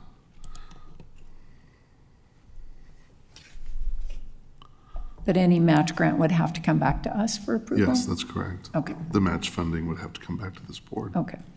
Then I move that we accept a $1,393,308.75 FEMA Hazard Mitigation Grant Award number FM 5382-NV and retroactively authorize the grants administrator to electronically sign the grant award acceptance. I'll second it. Okay, I have a motion by Commissioner Hale, seconded by Commissioner Tarkanian to accept the $1,393,308.75 FEMA Hazard Mitigation Grant Award, number FM 5382-NV, and retroactively authorize grants administrator electronically sign the grant award acceptance as displayed. Since no further discussion, all those in favor signify by saying aye. Aye. Aye. Okay, motion passes 4-0 and 1. Yep. Huh? Okay, very good. So we'll go into item number 14. Thank you very much. Once again. Item number 14 for presentation only, announcements, reports, updates from county commissioner members, including updates on the various boards and/or commissions that they may be a member of or a liaison to, or any other meetings, functions they have attended, and any request by a commissioner for discussion of a future agenda item. Commissioner Tarkanian has indicated he has nothing more. Commissioner Rice, did you want to? I have TRPA next week, as well as LTVA and TDVA. And, I am finally, I think, out of the hospital, and I plan to stay out. Thank you. Very good. Thank you. Commissioner Hales? I have three things I want to bring up. First, to our upcoming events that are really wonderful. Carson Valley Quilt Guild 2026 Quilt Show is June 6th and 7th this weekend from 10 to 4 p.m. at the Community Center. And that is just a wonderful event that I have attended in the past that is, I would highly recommend. Second, the weekend next, after that, June 11th through 14, Carson Valley Days, celebrating 250 years of freedom. Thank you to the 2030 Club and everyone else involved. My third thing is not an event, but potentially a future agenda item regarding the process of this board. And that is that for some time I've had concerns about the way we have first ordinance, first reading for presentation only without action, and typically we don't hear that item.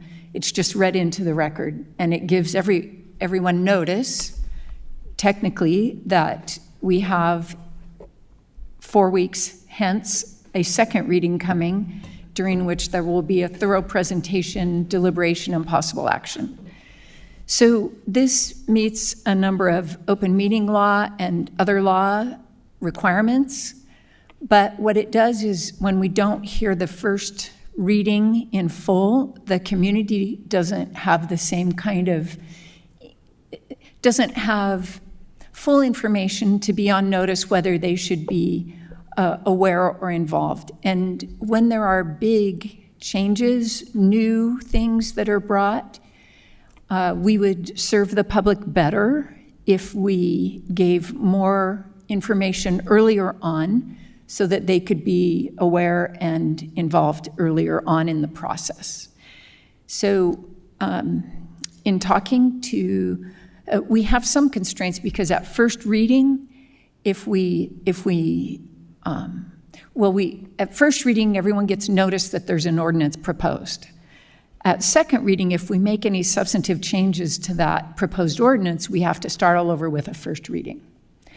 And sometimes that feels very inefficient because this board doesn't really have any input until second reading. I mean, there are other ways of having input that meet the open meeting law, but typically this board doesn't have any input until second reading. And I believe the public would be better served with a fuller explanation on these bigger issues, bigger changes, new things, if we did a draft ordinance prior to the first reading of an ordinance, such that staff could present information about why an ordinance is needed or what the concerns are. And the board can weigh in on their concerns and issues and also their desires. And then the staff would have that measure of the board's input and the public's input and the public awareness before the first ordinance is drafted. So that is a proposal I would like this board to consider making in the way we function, that I think would bring greater public awareness to some of the bigger issues that we deal with. So I imagine that all this to say, I don't know if we need an agenda, probably we need an agenda item to change the way we process new ordinances that make bigger changes in the county.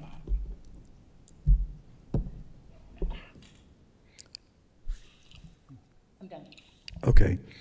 And I share your thought process and concerns.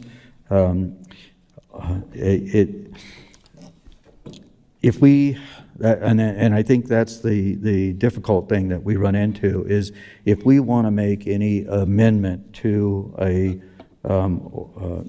to an ordinance, it has to go all the way back through the process, right? Presentation only, create an ordinance, presentation only, and then adoption. And so if there's a method of maybe having somehow the ordinance in draft form come before us, that we can then make adjustments and suggest amendments. And I thought we did this pretty much, I think we did this in our discussions regarding vacation home rentals a lot, where we offered amendments and things, and then they still had to come back to us. I'm not just looking at you, I'm just, no, I'm not, I'm just using that as an example. No, I'm done with PHRs, okay? But you know what I'm saying, okay? So that we can, that I think we need to sit down and try to look at that process, if there is a process that's available to us, okay? And I'll let you respond to that in a second. I also wanted to indicate, I don't really have we met as a NACO board last Friday. We continue to, Vince Guthrow left us as our Chief Executive Officer a couple of months ago and has joined the Department of Conservation and Natural Resources with the Governor's Office. And so that has left us a vacancy in the CEO position. We are actively recruiting for that. Our recruiting for that office will end at the close of business on June 25th. And then our search committee will do its job and bring to the executive committee the applicants for that. So that process is open, and so I want to alert the public, if there's anybody interested in that, please go on the NACO website and you can pull down that data to and place it, make an application if you're so inclined and interested. Also wanted to indicate that since the last meeting last Thursday, we've had a lot of community members. This is a good thing. We've had a lot of community members reach out to us. I know they've reached out to other commissioners. They reached out to me regarding their interest in serving on that very important strategic stormwater task force. And I know that we're going to have more individuals that are interested in that than we can possibly have on a committee that could work through that process. You want to have a good committee size with a lot of different mindsets going into that, but at the same point in time, you don't want it to be too large that it can't get any work done. But in that regard, if you're interested in that task force, I believe we're going to be bringing forth on the 18th of June a framework for creation of that task force. That's still in the works, so I'll just leave it at that. But if you're interested, there will be a method for you to apply and possibly be selected by this board to serve on that task force. And so that's important for our community. Lastly, in talking with our county clerk treasurer, Amy Bergens, it's my understanding that our percentage of voters so far in the countywide is very minimal, I would say. I understand it's less than 20%. That's disappointing. I think that your basic responsibility as a citizen of this country is to vote. And I've always voted, and I'm pretty sure that, well, you've been on the ballot every 2 years, so I'm sure you're voted every 2 years. You need to stop listening to my opponent's commercials, please. Okay, but please, I do want to. Tomorrow is the last day of in-person voting, and then in-person early voting at our community center. Okay, and then And then on Tuesday is the final day of voting. So please, if you haven't taken the opportunity yet, please get out and vote, okay?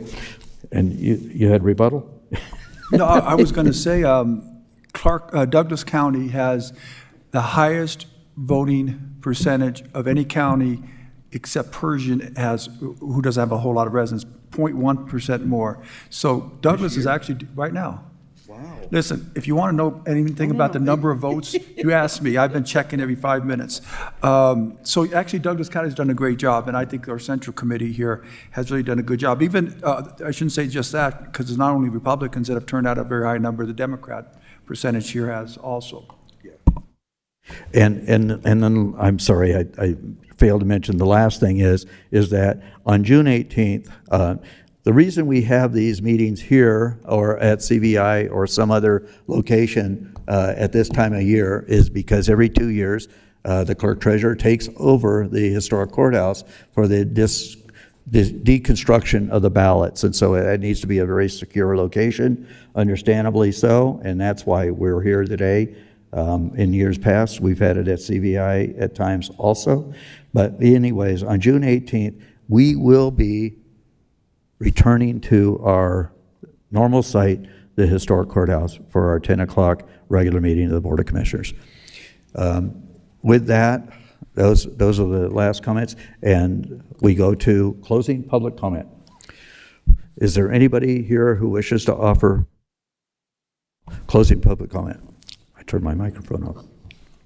Thank you, Mr. Chairman. Mimi Moss. I know that I think Doug Ritchie was going to speak to the ordinance and the process for that, and I thought I would offer my 2 cents worth. And so previously, staff used to do 2 readings, the introduction and the adoption, and that introduction, we did a full presentation to the board, and the board can make any changes at that time, take public comment, and then direct staff to make those changes for the introduction a month later. So you might want to think about revisiting that process. It's a little bit more lengthy for staff because you do 2 presentations, the introduction and then the adoption, and then any changes. So it makes it easier for the board. It doesn't have to come back to you as another presentation, then another first reading and second reading. Thank you for that observation. And what I would indicate to that, though, is often the board took action at that meeting also, okay? And that was the struggle, is the taking of action and deliberation. So anyways, is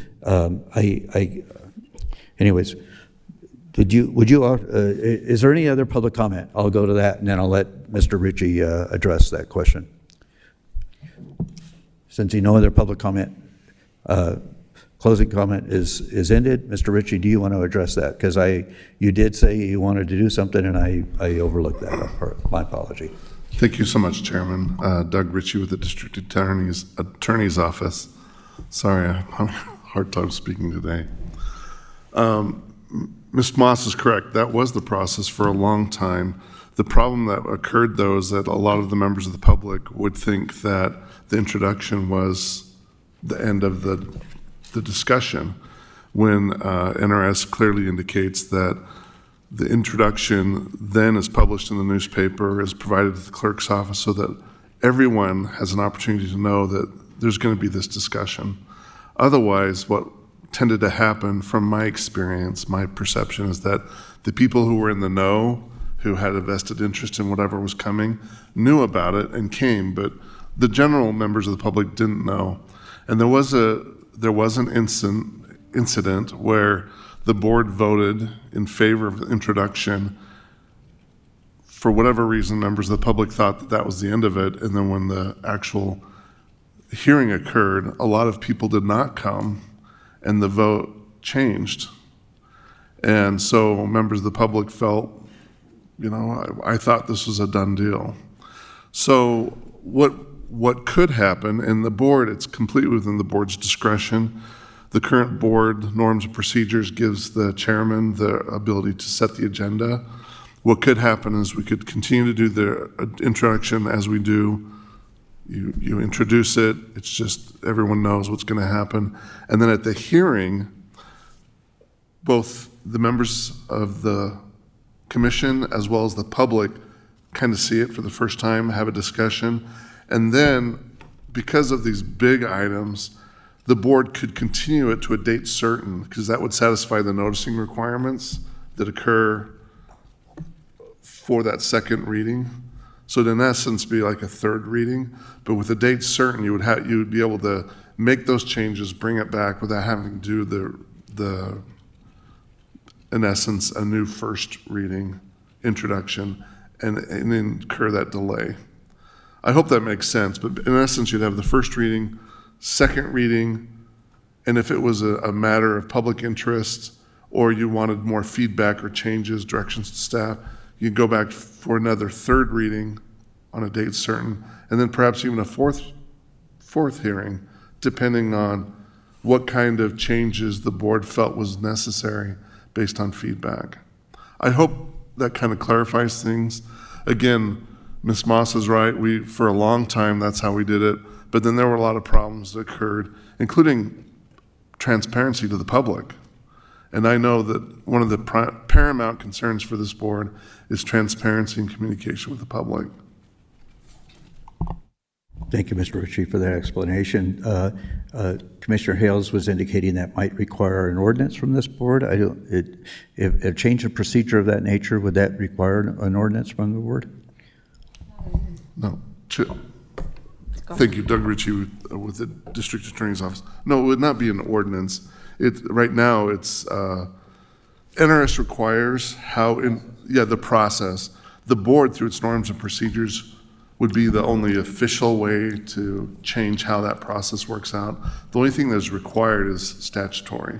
Okay, so we could take a look at that process and see if we can pencil something out. Okay, good. Okay, thank you so much. I appreciate that. I already closed public comment, so with nothing else on the agenda, 3:22, 3:24 now. Meeting's adjourned. Thank you.